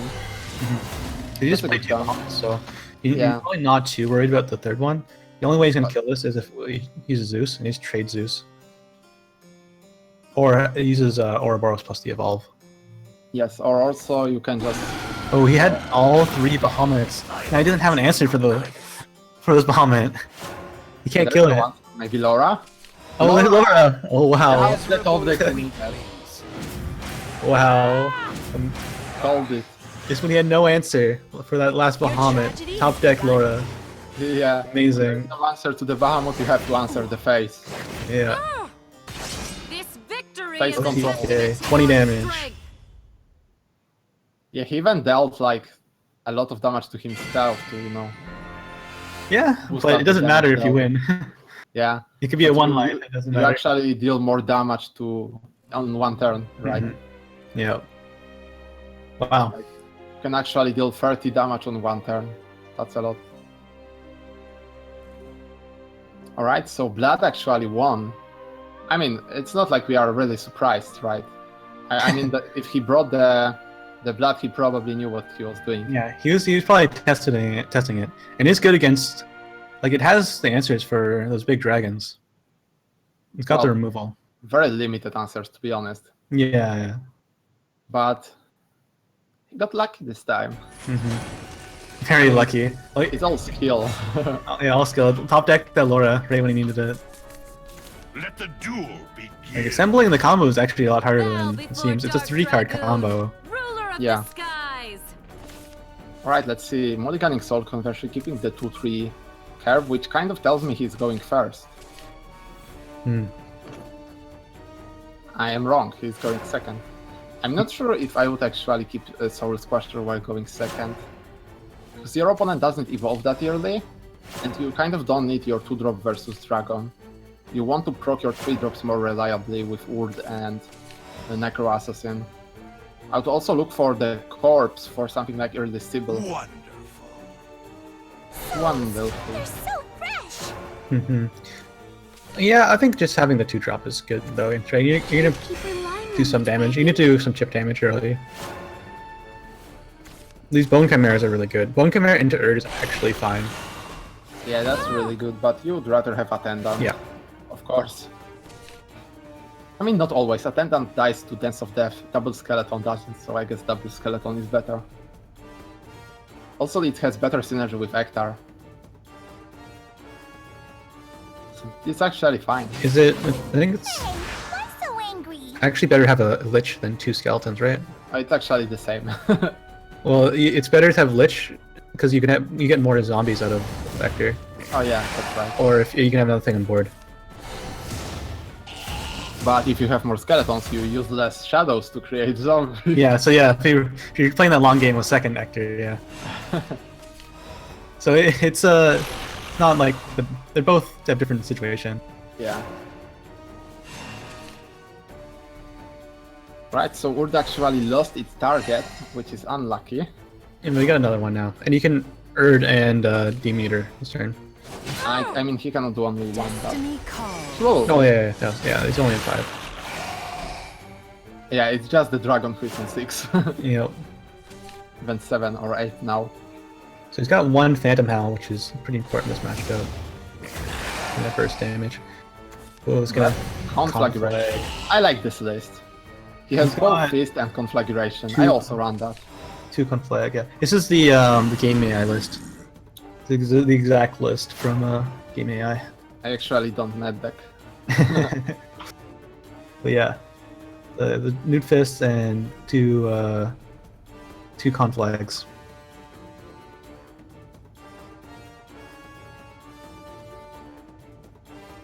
It's actually hard to deal with when you only have 9 play points. Yeah, because you just use Conflag.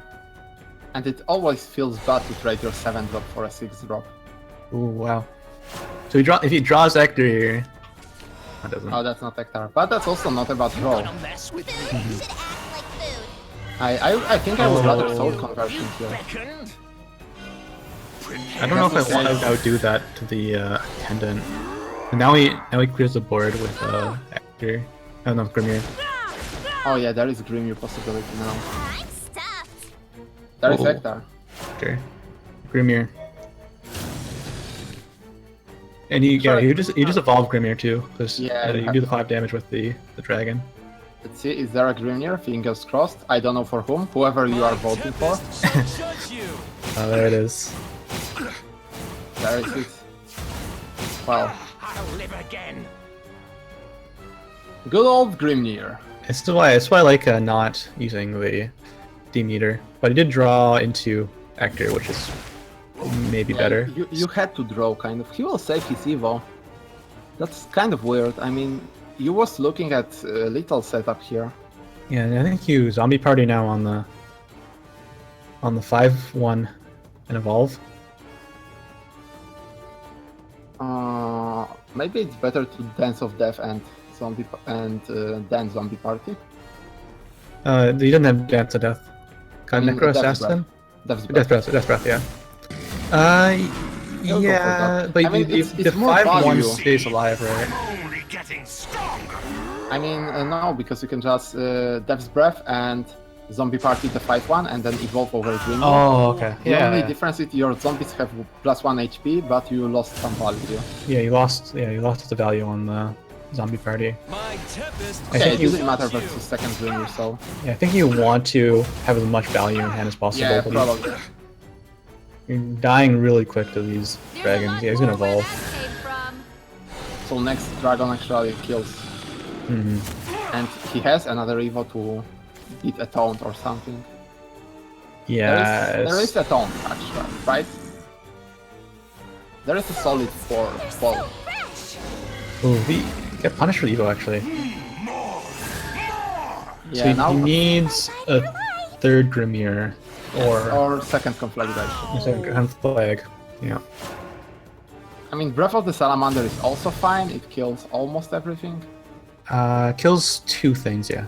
Yeah, that's like almost everything. That's like Two, a half. if he has a Frost Salamander and a Dragonite Fist, he Yeah, if he has that. But you can also play like... I mean, Grimnir would be played immediately, so he doesn't have it. yeah. Dragon Oh. of draw, you are looking for... I think really Sibyl is probably the best option because it stalls. Yeah, You you're not are dead. You're less not dead likely to now. die. Ready to Yeah. witness my true strength? He was To dead make the if he world blue. didn't have a. I mean, second Draconic Fervor would do it, I guess. Yeah. Wait, Yeah, he'd be out of Yeah, the it would, range. it would. He'd only have 14 damage. Only another Soul 14. Squasher is really good here. Yeah, Soul Squasher plus the Undying Resentment. You could also just Ektar. This head can be. Yeah, That's a lot of fate because the damage. opponent didn't have a board clear. Yeah, but then again, he drew some cards. Yeah. So Grimir doesn't. No, Grimir wins because he still gets another dragon. Oh, he's dead. He could be dead just to any removal. Yes, that's kind of painful, but you don't have infinite wards. Mhm. Let's see, Zeus. It's probably Zeus. Yeah, there's so many answers. Then Here. Zeus so decides to give the game over to Zeus. Yeah. I think So- that Polyphonic Roar really did a lot of work and deserved this last pick. Yeah. Getting that down, like, what, it was probably like turn I 7. actually wonder if it's possible to get, like, statistics, how many times I finished the game with a specific card. Mhm. That would be really cool to see. Yeah, that's probably too much data. But that would be really cool to see. I'm gonna make a new account and keep track of it. Mid Shadow versus Aegis Haven.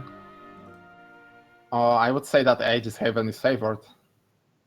It's Probably by a lot. really depends on the point in the game when you can play Aegis, right? Yeah, if the opponent there's no Thanes, so it's actually a little bit more difficult for this Shadow list. yeah, and also if Heaven has banishes in the mid game, you lose all your corpses basically. You lose all your attendants. Yeah, That's really bad, and this hand is not the greatest. it sounds pretty poor. I mean, all that it needs is one attendant that doesn't get banished. Mm-hmm. And you are suddenly winning by a ton. Usually these mid-range Shadow decks actually have better late game than Haven because of the double thing.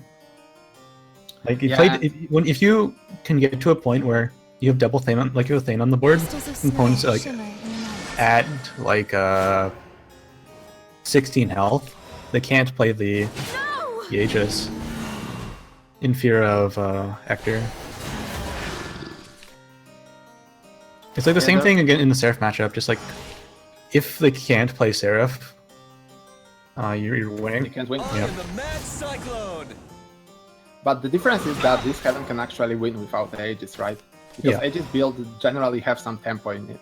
Something like March Hair Tea Time or something. He has March Hair Tea Time, but he doesn't have the Garuda. Oh, that's painful. I would definitely play Garuda with that. And he's only got one Judge, so his 6 drops are only 1 Judge and 3 Decree. He's like really stacked on the 4 and 5 drops. He's running 3 March Hare and 3 Radiant Angel. 3 Radiant Angel? Yeah. Actually, I think that card is kind of old school right now. I like it in Seraph, but I don't know about Aegis. Seraph is great because you have to draw, right? Mm-hmm. But like draw and protect. This is literally what this card does. But in Aegis, without tempo, you cannot play Aegis. You're done for. Your kiss will awaken me. Like that's how Heaven works. Yeah. You get this big swing on turn 5-6, and then you keep the swing until Aegis, and you just finish the game with Aegis. Without Aegis, without tempo, you cannot play Aegis. Without Aegis, you probably won't win. Mm-hmm. Going second is pretty favorable for Haven here, I think, because he gets the extra evolve, and you might be able to save it for... Yeah, and also additional card for a banish, right? Mm-hmm. He runs 2 Kudril and 1 Tina. That's this. Yeah, that's a pretty good setup. I mean, you are targeting Shadow a bit more. Prepare yourself. Yeah, because you're going to be banning Blood most of the time anyways. Yeah, and what are other neutral decks? I mean, Rune, it's pretty rare, this shift is more common. Mm-hmm. And I guess Forest, and as we see... Forest sometimes Sword, but... Yeah, so I think it's like, it's pretty rare. See it. Yeah, because the class Sword is actually better than neutral. Mm-hmm. Let us conclude. It took some while to, build the correct deck list, but right now there is a hybrid of like kind of mid-range Sword, but with a lot of control text, like Hero of Antiquity, Front Guard General, Roland, or Whole Soul Swing, Mage Leader, and cards like that. Yep. And this is actually pretty fine. I mean, it does well. There's White Sword, White Reach Swordman. Yeah. Yeah, there we go. He is actually bringing a huge impact into the Sword meta right now. Another good 5-drop for Sword, just what they needed, right? Yeah. I mean, right now, how many of them do we run? Like 25? 25, yeah. 25 5-drops.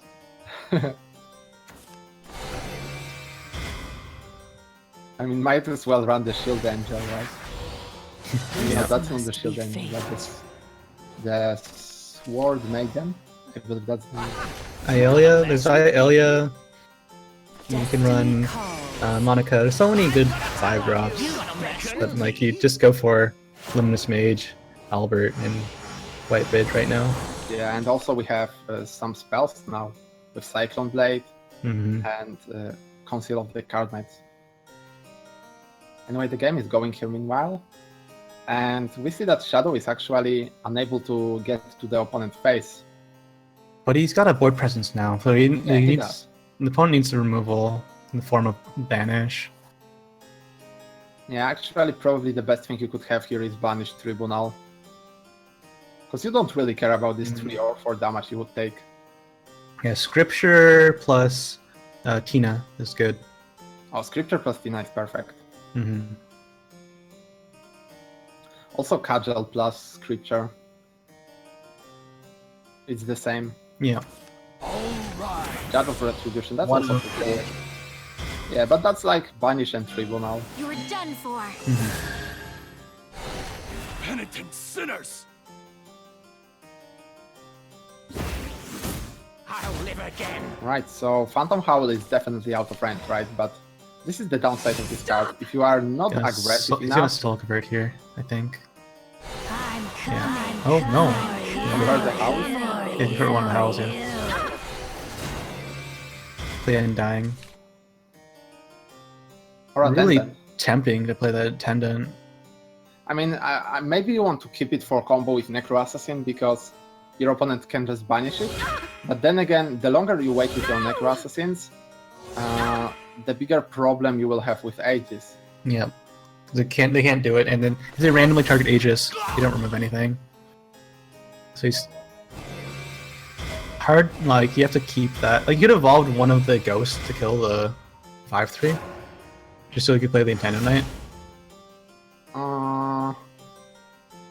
That could actually be the play, but I think you will save it for possible taunt. Facebook have brought us Like just a bit Grimnir? closer to the Is there a Grimnir in the list? Because I actually don't know the list from my memory. Yeah, you run 3 Grimir. I think most Aegis lists run 3 Grimir. Yeah. Because it helps out. On turn 10, it makes you, like, end the game a lot faster. Yeah, it's a perfect curve. Yeah. He's got 9 cards in hand. He's got a Tribunal ticking down. He's got a March Hare ticking down. It's looking really bad for Shadow.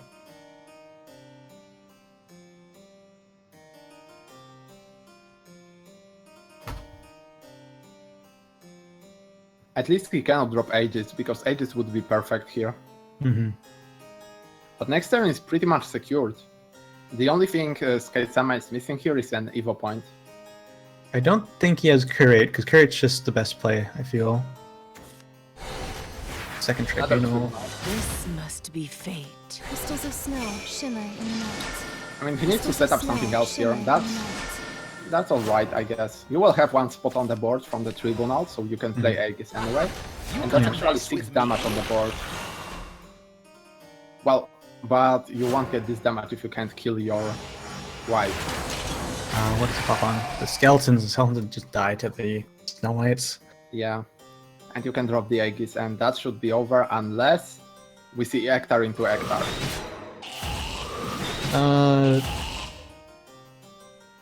Yeah, Ector and Ector. Cerberus into Howl's almost. Cerberus into Howl is actually 11 damage. He has to clear the board if opponent plays Aegis, right? Yeah, 'Cause you gotta, that's right. No, it's There's 16. no It's way. not 16, right? It's actually 2 off. So if he plays, no, you'd have it on the turn. So yeah, you think he'd be dead anyways. If you draw Cerberus, you don't have to clear because you take. Not I mean, enough. you can always concede. You're breathing too loud. Most opponent has a. Oh, he draws a. Get the Aegis. Wait, maybe it actually works the same way as Will of the Forest. See? No, it doesn't. Crystals of snow shimmer. Aegis again, though. Because actually, when you drop, I don't know if it was a bug, because it's pretty much the old news, but some time ago when I checked this was before the Wonderland Dreams. When you played Will of the Forest and the opponent had Aegis on the board, your Will of the Forest did literally nothing. You see? Unless, you know, all my 15 things went on the Make the Aegis. world quieter.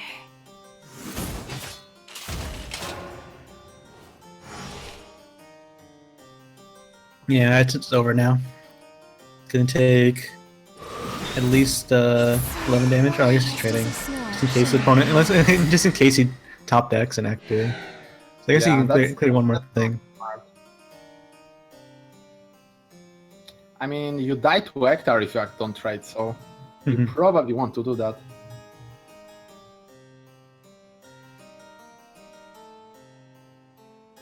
But then again, you don't set up lethal. Okay, there's the taunt. You don't die to Hector. He's still Hector. So you need to remove one thing. Probably a scripture. Or just trading both those. Okay. That's exactly what we needed. Now, is there an out for? Oh, he's gonna carry it anyways. Okay. There's no way. Yeah, not even Grimnir anymore. Grimnir would just die to the Tribunal probably anyway. I mean, it was a 50-50.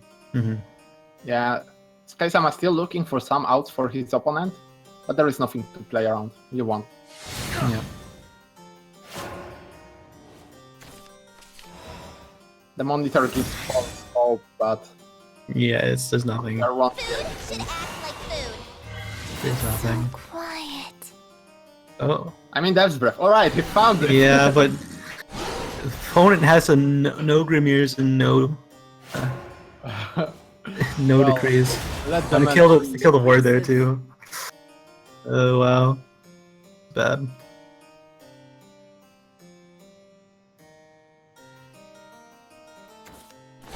There it He is. just had time to say his last prayers. Zombies bought him some time. Now he can go to heaven. Nice swordsmanship. It's over. And yeah, Sky-sama takes it.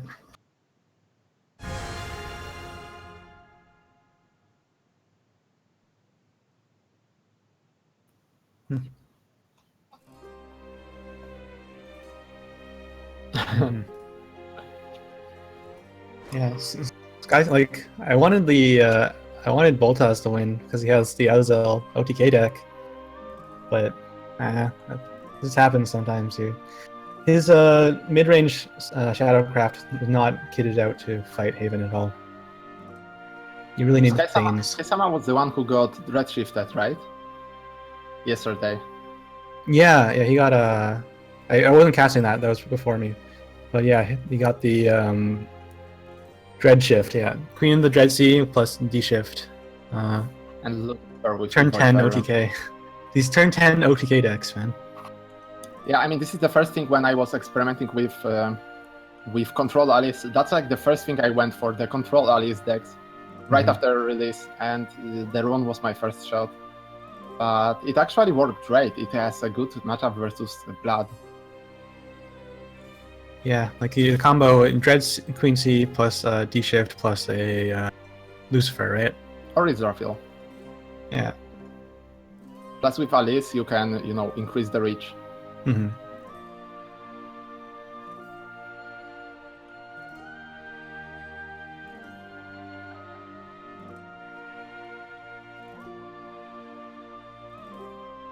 So next we have Blaine versus Fatina. Let's see. Not ExG Blaine versus CF Fatina.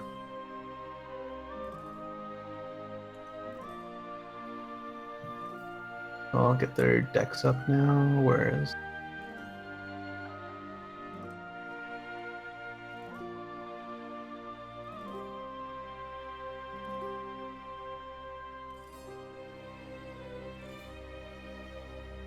I'm interested in what Fatina is bringing, because we spent a lot of time together with the decks and stuff, and everybody knows that Fatina is the combo player, right?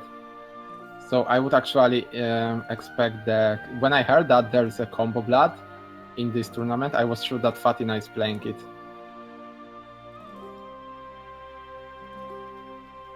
I casted yesterday, and his list seemed pretty standard. Actually. Let's see, he has D-Shift, so that was to be expected. He has actually the Winter Caprice D-Shift, without any win con. Like, his only minions for the D-Shift are Wizardess of Oz, one Merlin, and Golem Assault. This is literally everything he has. And I guess Levi Conjure Golem, but only one copy, and Freshman Lou. but these are just, not really that important. So this is more of a control deck that sometimes will D-shift you. Interesting. His other deck is Dragoncraft, which is the polyphonic roar version with Queen of the Dread Sea, Ouroboros, double audience, so bringing anti-Seraph deck, and that's actually a really good choice.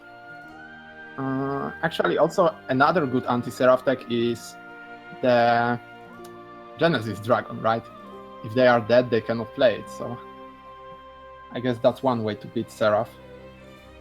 Then his Shadow is also pretty standard with Fina instead of Cerberus. And his Blood is neutral blood, as expected, the quick Phantom Cut version with Razory Claw, and only double Big Knuckle Bodyguard and triple Phantom Cut above it. And then Heaven, which looks like Lion Heaven. It actually is Lion Heaven. With Uriel and Dual Flames. Yeah. That list can be really explosive. Like, if you go first and you have that curve, the only problem is going second. If you're going second and you force use removal on turn 2, you're not in a spot. You really want to play that turn 2 neutral. Yeah, if you drop neutral on 2 and neutral and Goblin Leader on 3, you can actually drop the Lion on 4. And if on turn 4 you drop Lion 5/5 and double Tiger 4/4, you kind of won. Yep. I mean, you can kill your opponent before they can even Temis you. Looking at Belleen's list, got mid-range Shadow, 1 Thane, 3 Death Breath, 1 Cerberus, 2 Fina. So a little bit different, but a lot of the decks are about the same. He's got Seraph Haven. Nothing too special to note. Seraph Haven. Got neutral Bloodcraft with no Abyss, just the 3 Phantom Cat. But he has 5 drops, unlike Fatina. He's got 2 Hectors and 2 Gruff Mountaineers. So he probably doesn't run Razor Claw, right? He did not have Razor Claw. Yeah, that's like 2 builds. There is this Hyper Aggro one with Razory and this play 1 card at turn. Mm-hmm. He's got 3 Blood Wolves. So interesting. Yeah. That's unusual. Mm-hmm. Then we have Ramp Dragon with 3 Hamza. Is there tilting at windmills? No. No, it just it's regular Ramp Dragon with Queen of Dread Sea, Genesis Dragon, Zeus, Israfil, Saha, and 3 Hamza. What the hell? Yeah, the 3 Hamza are just replacing his Dragon Summoner. Okay, we'll see. You'll see. It might be tech against something, or it might just be because he's trolling. But I mean, I did I literally played 1 game of the Abyss deck, and I gave up because this 1 game I played the Abyss. I played the Abyss, I evolved it and kept it stealthed to next turn remove the taunt and deal 16 to the face. And my opponent had tilting the windmills on with the board, and I got triple Hamzad. Yeah, I've seen pictures of that. That's pretty crazy. That's like 24 damage for 6 mana. But the setup, the situation and the setup is just so insane. Yeah. Lastly, he's got a D-Shift deck with 1 Winter's Caprice teched in for the Abyss, and he's got 1 Secrets of Urmas. Yeah, but also, Hamza is actually not that bad, because when you see at Hamza, it's literally 2 mana evolve, kill a minion. Because, whatever you are attacking usually has similar health to attack. Mm-hmm. There is no minions in the meta that have much higher HP than attack. Yeah, but you'd rather spend an evolve on something that's going to survive after attacking. Yeah, rather. It's I guess it's fine, but sometimes it's a 2 play point 13 too, so pretty good. Yeah. You actually realize there's this card in Heaven that people don't know it exists. The Archpriestess Layla. Hmm. You know it? Archpriestess Layla in Dragoncraft? In Heaven. Haven. Oh yeah. The 0/6 Yeah. every minion deals damage with health, basically. That's an ultimate counter to Hamza. Yeah, Archpriestess, yeah. That was something Maiden of the Lake or something like that. I'm thinking of a different card. Yeah, that's actually my first video on YouTube was about this deck. Yeah, it's like there's a deck in Magic Gathering similar to it. Yeah. With the Treant guy.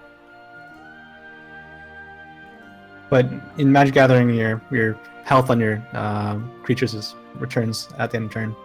Yeah. It's a lot better there. A lot. But then again, we got cards like Odette. That's helping a bit. Mm-hmm. Yeah, Odette. Anything with like just really high health. You run her with, did you run her with the 1/6? The Canoness. Yeah, Canoness, yeah. No. I actually decided I don't want to run minions who are useless on their own. Yes, it's pretty good. Yeah, idea. I took this deck build really seriously. And well, I actually got a win with it. For my Hottie video. wouldn't be too bad.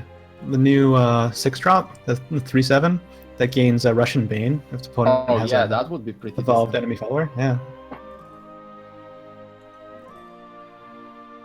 Alright, we got the bans. On Fatina's side, his Dragon and Haven have been banned. And for Baleen, his Haven and his Blood. So surprisingly, Fatina... Oh, it's not an Abyss Blood, so... Usually that's guaranteed ban. It's just a neutral Phantom Cat Blood. Still very strong.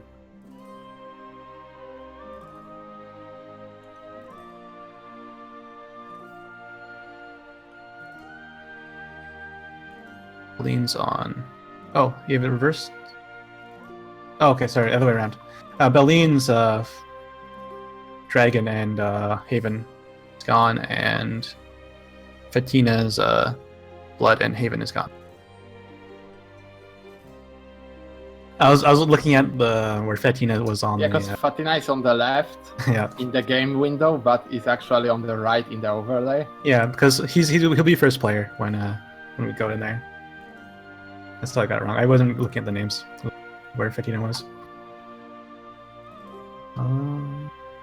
Should I troll and join the room private match? I would be kicked out of the casting zone.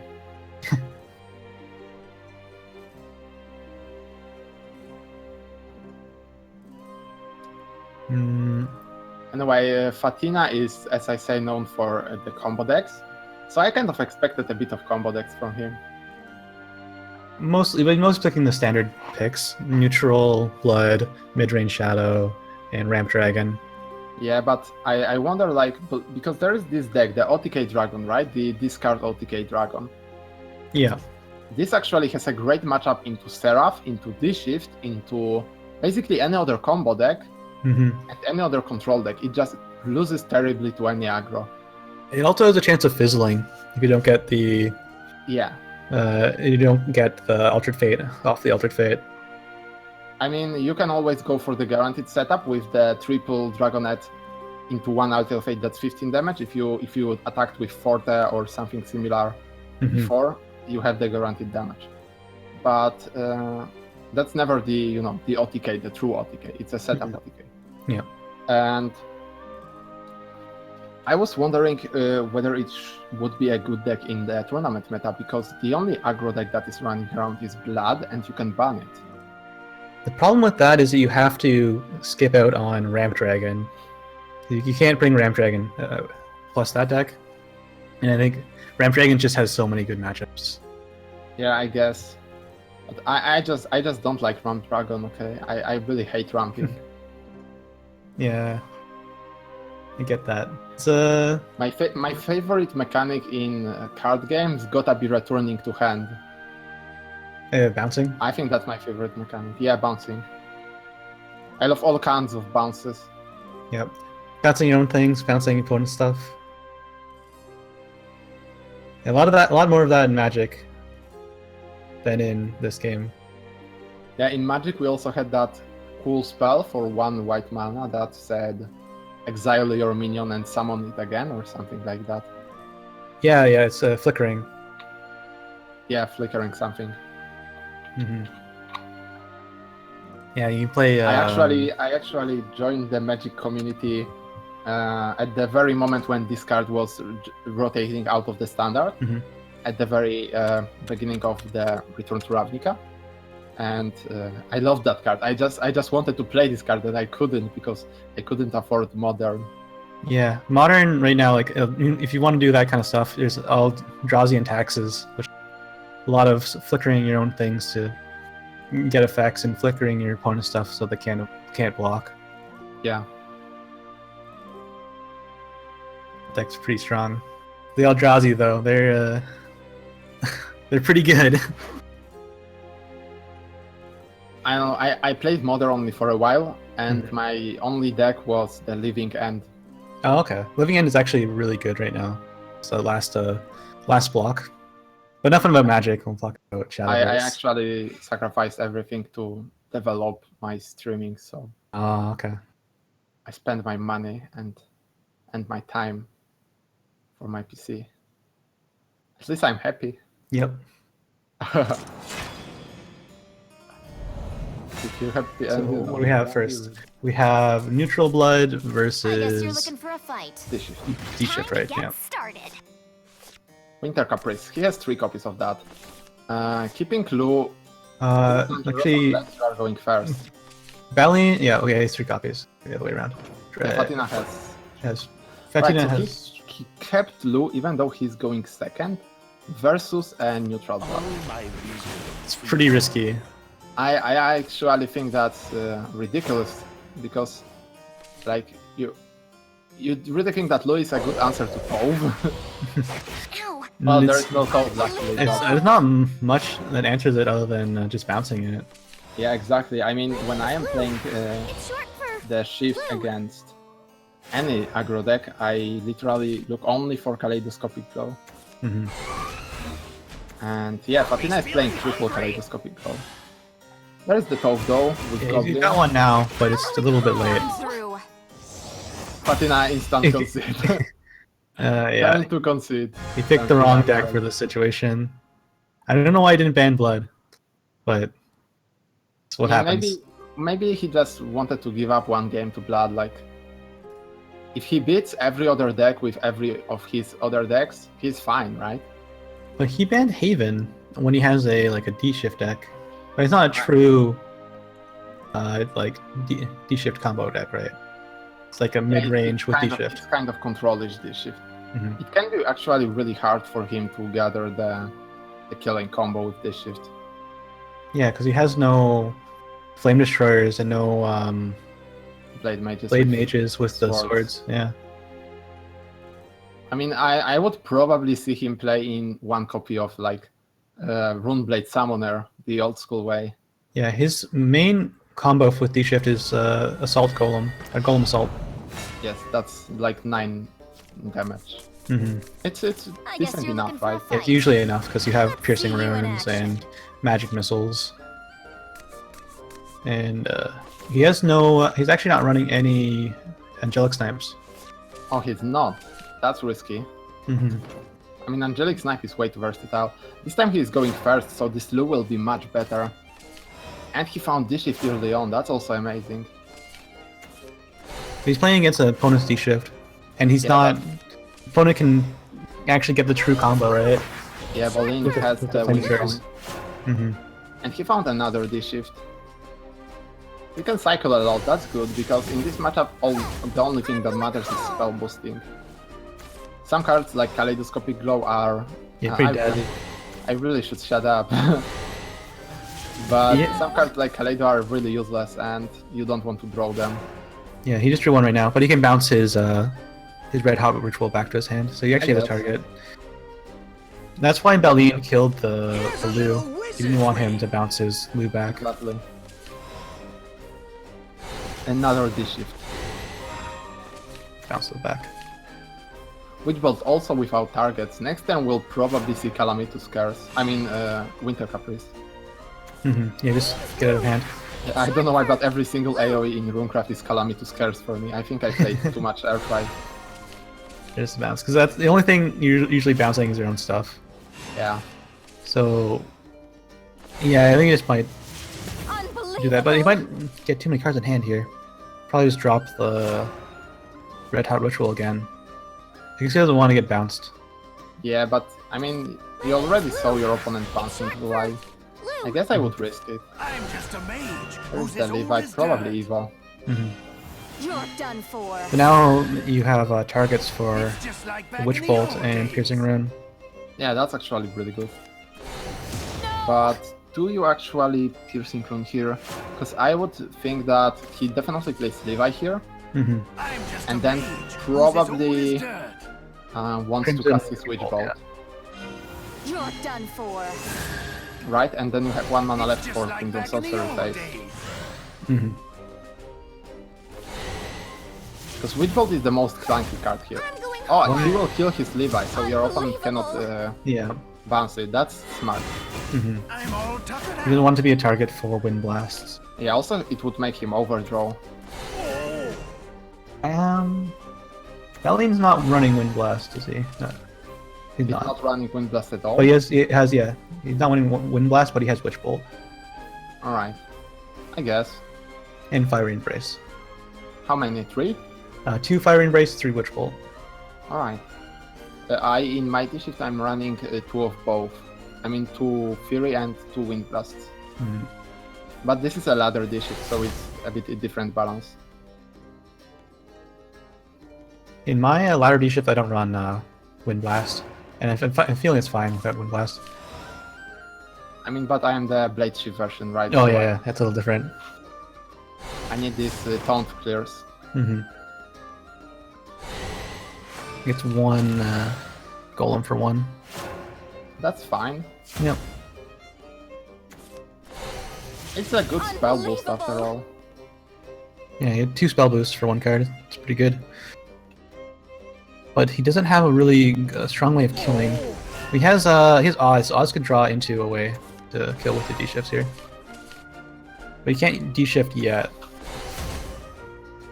I've been really keeping track of the spell boost on Balene's side, but Balene might be able to kill him either this turn or next turn. It's probably pretty convenient and convincing. Anyway, I don't think that Oz will actually draw anything in with this hand side. Yeah, well, he can drop a lot of cards after a D-shift. But he can't play the second D-shift.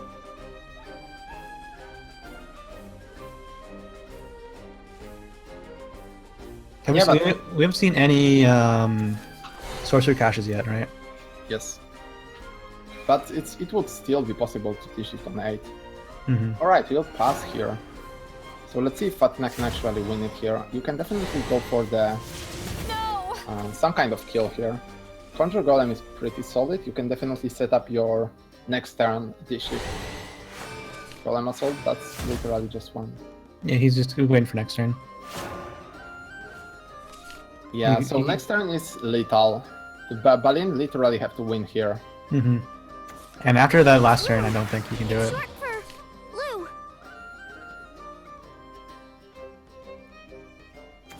I'm just a mage who's as old as dirt. Levi. Is that shift? It won't be long now. See? If he has double It's shift, just he like actually back got in the it. old days. Yeah, 7. This Yeah. is your fate. Oh. Looks like It'd shift. have to be shift for 0. Yeah, it looks like shift. Unbelievable. Oh no. No shift. Oh, that's actually painful. Oh, it has to be unlucky. You are playing the normal consistent version of this shift, and I'm for just a 9 mage turns you who's can as gather old the as combo. dirt. Yeah, It won't be and long your now. opponent has 3. It's just like back 3 in the boosted old already. days. Yeah. No. Well, Here comes some real you know, magic. Fatina is the combo player, so I guess the combo It is- god smiled to him. Yep. I wonder how much removal Balene had in hand. He couldn't cast it. He's Witch Bolts, Fire Embrace. Impressive. Uh, Looks like you If he had anything else, I think he would have just casted it. He's also got one Trail of Light. Yeah, his hand must have been really clunky. Like really high costing D shifts and Flame Destroyers and removal. Right, but this means that Fatina will have to face this D-Shift again. And what decks does he have left? He has left Dragon and Shadow, right? Mm-hmm. So Shadow actually shouldn't have much problems versus... Yeah, Shadow's 3 drops D-Shift. are really, really good against... Exactly, like this is the bane of D-Shift. As soon as D-Shift gets a solid Dream Vault for 3 drops, it will be the strongest deck ever. Yeah. Because literally the 3 worst cards for it are the Bone Chimera, Attendant of the Night, and Ayala. Mm-hmm. Like it's easier to kill Bahamut than Ayala. To be honest. Yeah. On average, Ayala one's does more for my damage than family. Bahamut. I guess you're looking for a fight. Well, that's not ramp. You can keep Sybil, but I don't know if I would actually keep Sybil versus D-Shift. Well, you don't really want to do too many things early game because you don't want them to use their spells. Oh yeah, kind of. But he got unlucky and drew another one and an Odin. Yeah, but that's like I'm just saying my opinion because I will repeat that again. I'm not a Dragon player. The only deck I played is the OTK, and I'm good at OTK Dragon, but Ramp Dragon is completely not my style. I hate ramping. I don't know if there's a reason to drop earlier, Ariel, but if you get your Polyphonic in this matchup, you can just win off that, depending on how early it is. But it won't be that early. Light for the world. Yeah, he's gonna go for the Polyphonic here. Yeah, but you will on next turn you will skip the turn 6, then you will skip turn 7. So you will be, turn 8, so you'll be on 9. You're done for. So it'd be 9 on A revelation. turn 7? On opponent 7, yeah. So we'll probably get like To the skies. 1 maybe Dragon before this shift. Like Rune actually got pretty decent curve here, with Merlin on 4. So even if we assume the worst case scenario and that the D-Shift is found around now, well, that's not the worst case. The worst case is that D-Shift is at the bottom of the deck. Yeah, But it's still the not there. worst average case Yeah. that D-Shift was found just now.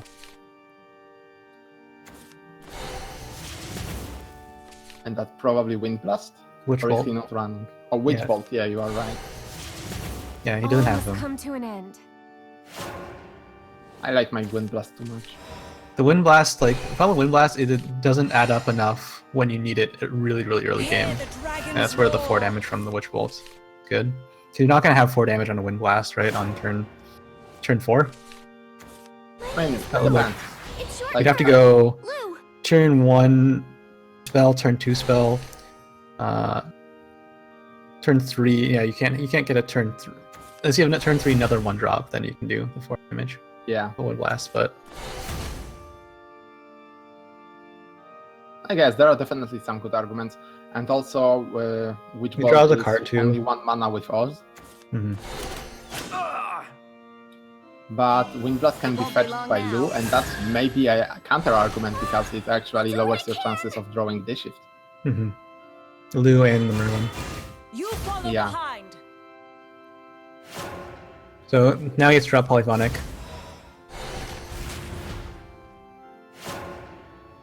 And let's see, Fatina, how many Stormers do you run? Let me see. Fatina runs double Zeus, and that's it. He doesn't have any. So even if he has double Zeus, he needs at least 2 turns to kill his opponent. I think there is plenty of time. Also, this place kind of tells us that he has already dishes in hand. Mhm. Because he wouldn't burn the card if he didn't have this shift. I Yeah, mean, it's also turn 7 and he has 15 cards left in the deck. It's pretty reasonable to have a this shift. He's gonna go for the heal here. I think that's the best board that he can make. Not now. Yeah. I mean, it's all now in the hands of Balien. Mhm. Oh, he's got to win right now. Yeah, I think he definitely has it.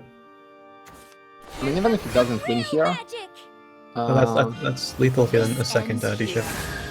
yeah. Okay, he didn't attack minions, so there's definitely second shift. Here comes some real Just magic. on time. Yep, exactly 9. Perfect. You're a solid fighter. Fatina must be mad. Yeah, he needed to do that exact play with discarding a card Yeah. after bouncing that Lu back. Right, so with this shift out of the way, Fatina has his Shadow and his Dragon versus mid-range Shadow of Balean. Well, I would like to see Fatina go with Dragon here, because that's your pretty good matchup. I mean, actually, no, it's not your good matchup. Shadow beats Dragon. Mother, You have to win with father, both anyways. one. Yeah, kind of. It doesn't really matter, but I guess you can do it for the score, for the public. The longer fight, the better. I mean, if you are doing it for the casters, you would concede already and let me sleep. Must be pretty late now. Like Yeah, it's like midnight. Yeah, it's midnight.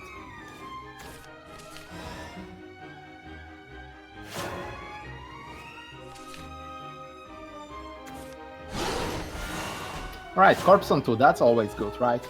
It gives you the most options. Corpse on 2 again, that's always good. Yeah. You don't want to play your Lyriel. And Corpse on 3. Yeah. Oh no, that's a Chimera on 3. Well, there is See. Attendant on 3 now. So I guess Attendant kind of loses to Chimera in this matchup, because there is a lot of random destruction going on the field. Mean. And Chimera provides more targets. Like food.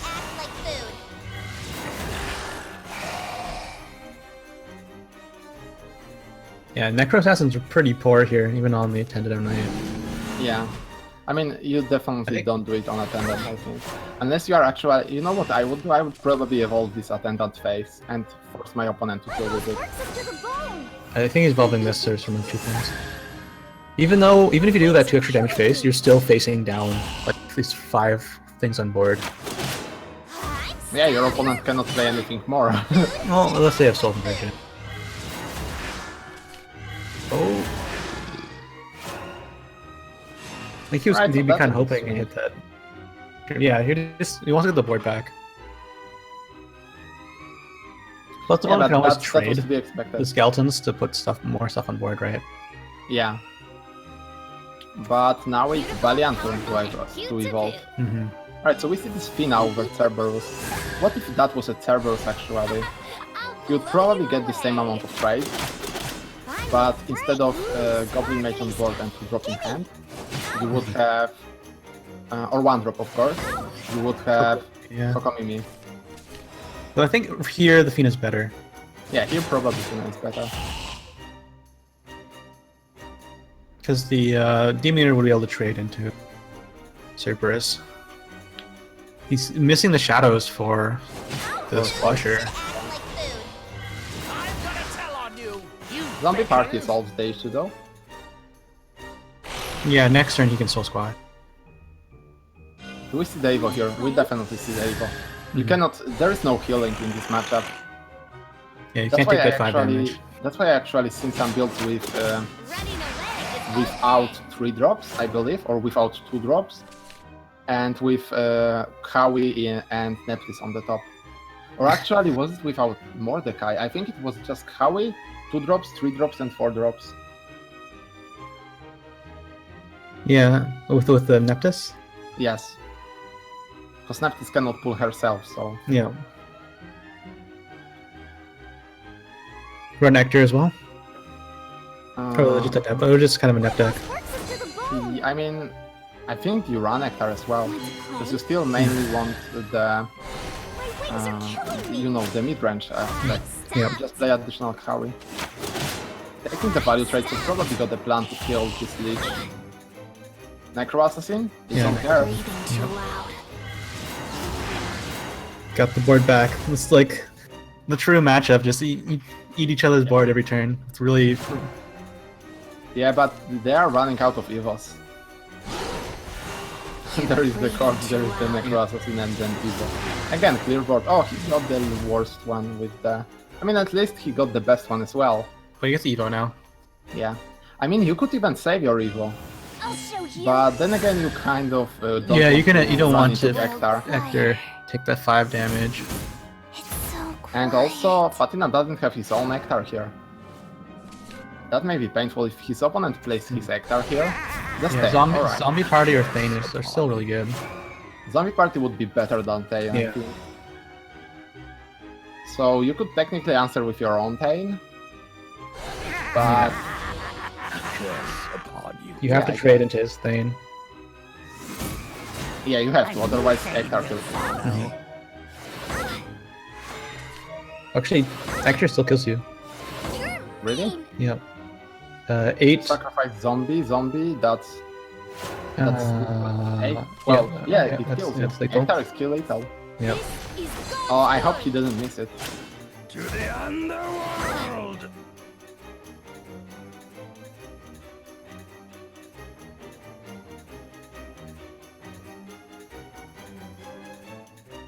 Still has the White King. The underworld. Yeah, and plenty of shadows. May death be majestic. My boss works as Okay, the real won't do much right now. It's just a body on the board. Yeah, well, he doesn't have an answer, does he? He actually plays a lot of neutral cards now that I look at it. He has Necro Assassin, Merchant Corpse. So he get 2 things. Oh, That's a oh, good hit. Well, he gets at least pinged back, but that was a really good hit. mm-hmm. Yeah, you have to trade into a trader. I guess you could have casted the zombie party first on the fight. At least you don't die to Hector. Mm-hmm. Oh, you are right. I mean, our voice in the head is right. That Yeah. it would actually proc the enchant effect. So he didn't have Hector the previous turn, or maybe he didn't see the lethal. Yeah, if we see the Hector now, I will assume the worst, that he actually missed the lethal. But Fatina is not looking well here. But to be honest, so is Balin. Yeah. To be honest, the first Hector wins, and that's the true nature of this matchup. Mm-hmm. This is a tough board to deal with. He has 2 pieces of removal. He can remove 2 things. Yeah, you can go Zombie Party and Undying. Alright, I mean, Tain. I'll live again. I would try the 4-3 here, yeah. Yeah, you didn't have to trade the 4-3. Oh no, he'd still die to Hector, so he has to trade. Yeah. And he gets a white as well. Here. Be majestic. He has to draw Hector right now. Is Hector actually lethal? It's not. However you look Well, at it just yeah. saves you from dying. Looks like he drew it. Oh! That's so many emotions. He still takes 2 damage here. Yes, but that's only 9. Yeah. Oh, another 1. Right. He don't have to trade. What does he trade into? Yeah, he has to trade into the whites. He takes more The damage from the whites, whites. Oh, that's really good. Yeah. To the underworld. So now he can Could go. have played it before Hector. He loses a zombie. Yeah, Oh you no, lose no. the zombie, but Yeah, but he gets the. You would You be on can, plus you 2 can HP. trade the angel, but now he gets to have the 2/2 on board. Now There he, is no Hector back. now he threatens lethal with what's Yeah, on but there board. is zombie party Yeah. and triple soul squasher. They're so fresh. Alright, that's actually a lot of damage. You Yeah, can... it has to clear again. He has to draw another Hector, or it's over. Oh, the comeback from Fatina. Even though it looked over. No Hector. That's Oh, alright. Still holding. Yeah. That's actually a really good card. Yeah, wow, that's a really bad draw. See, he removes everything here because he has to let's clear everything. They're so fresh. I just want to remind everyone that Balian is leading 2-1. So Fatina is fighting for his life kill Yeah. here. Tournament life. Oh, what's the draw? What's the draw? If it's like Okay. Zombie Party or Hector, he's like, well, doesn't. Right, valid, right? So Alright. angry. Probably something like soul conversion. Oh, yeah. Yeah, the monitor. Zombie Yeah, party. zombie Oh, party. Why so angry? Is there an answer? There may be zombie party. Oh, actually. Star! Oh man, he's gonna go for the full trade here instead of doing that 4-face. Of course, that's, you know, you are winning with Hector unless your opponent plays Hector.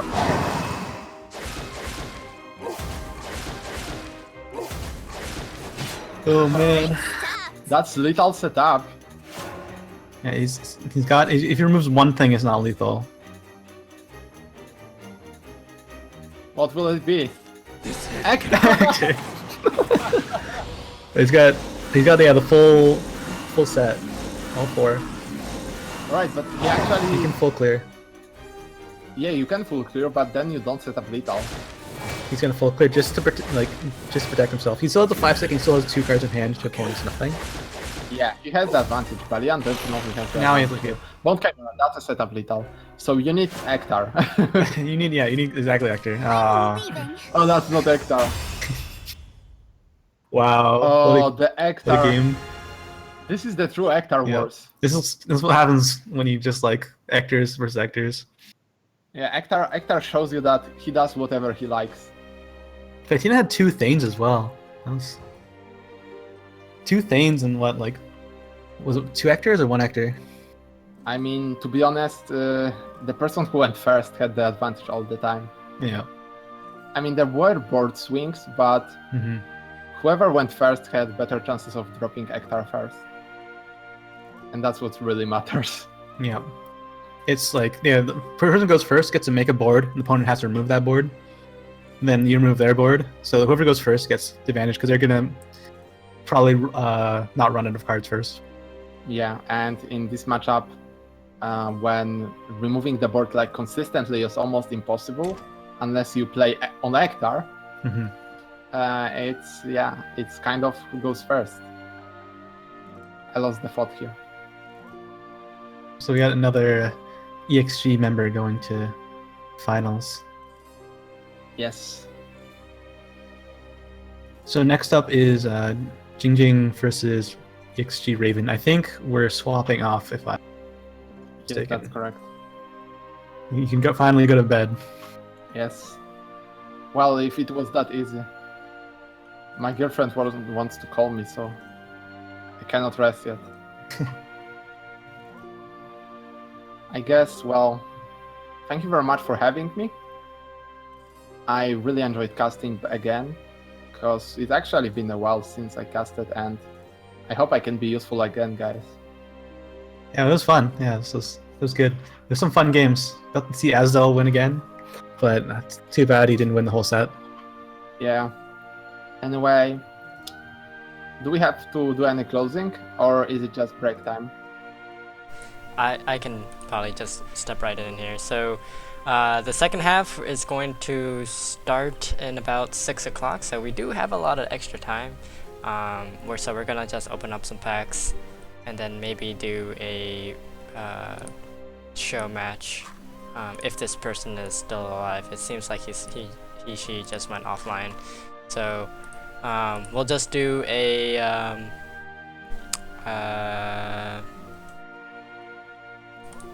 oh, what am I?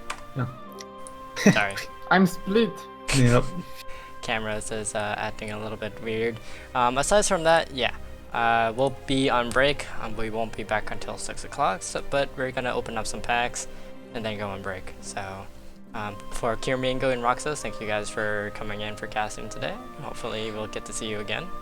Pleasure. Any last words between you two? I'm Kiramango, stream Shadowverse, and you can check me out almost every day. I'm probably not gonna stream tonight because we're doing so much, but I'll be back tomorrow. My name is Roxas. You can check me out also on Twitch and Twitter. And yeah, if you like meme decks, then my stream is for you. Hey, there we go. Yep. And we will see you guys shortly. Bye. See ya. See you. Alright guys, so now that that's over, we're gonna go ahead and just buy some packs while we're out. This is a newbie freaking account, so not a whole lot is there. But hopefully we'll get something good.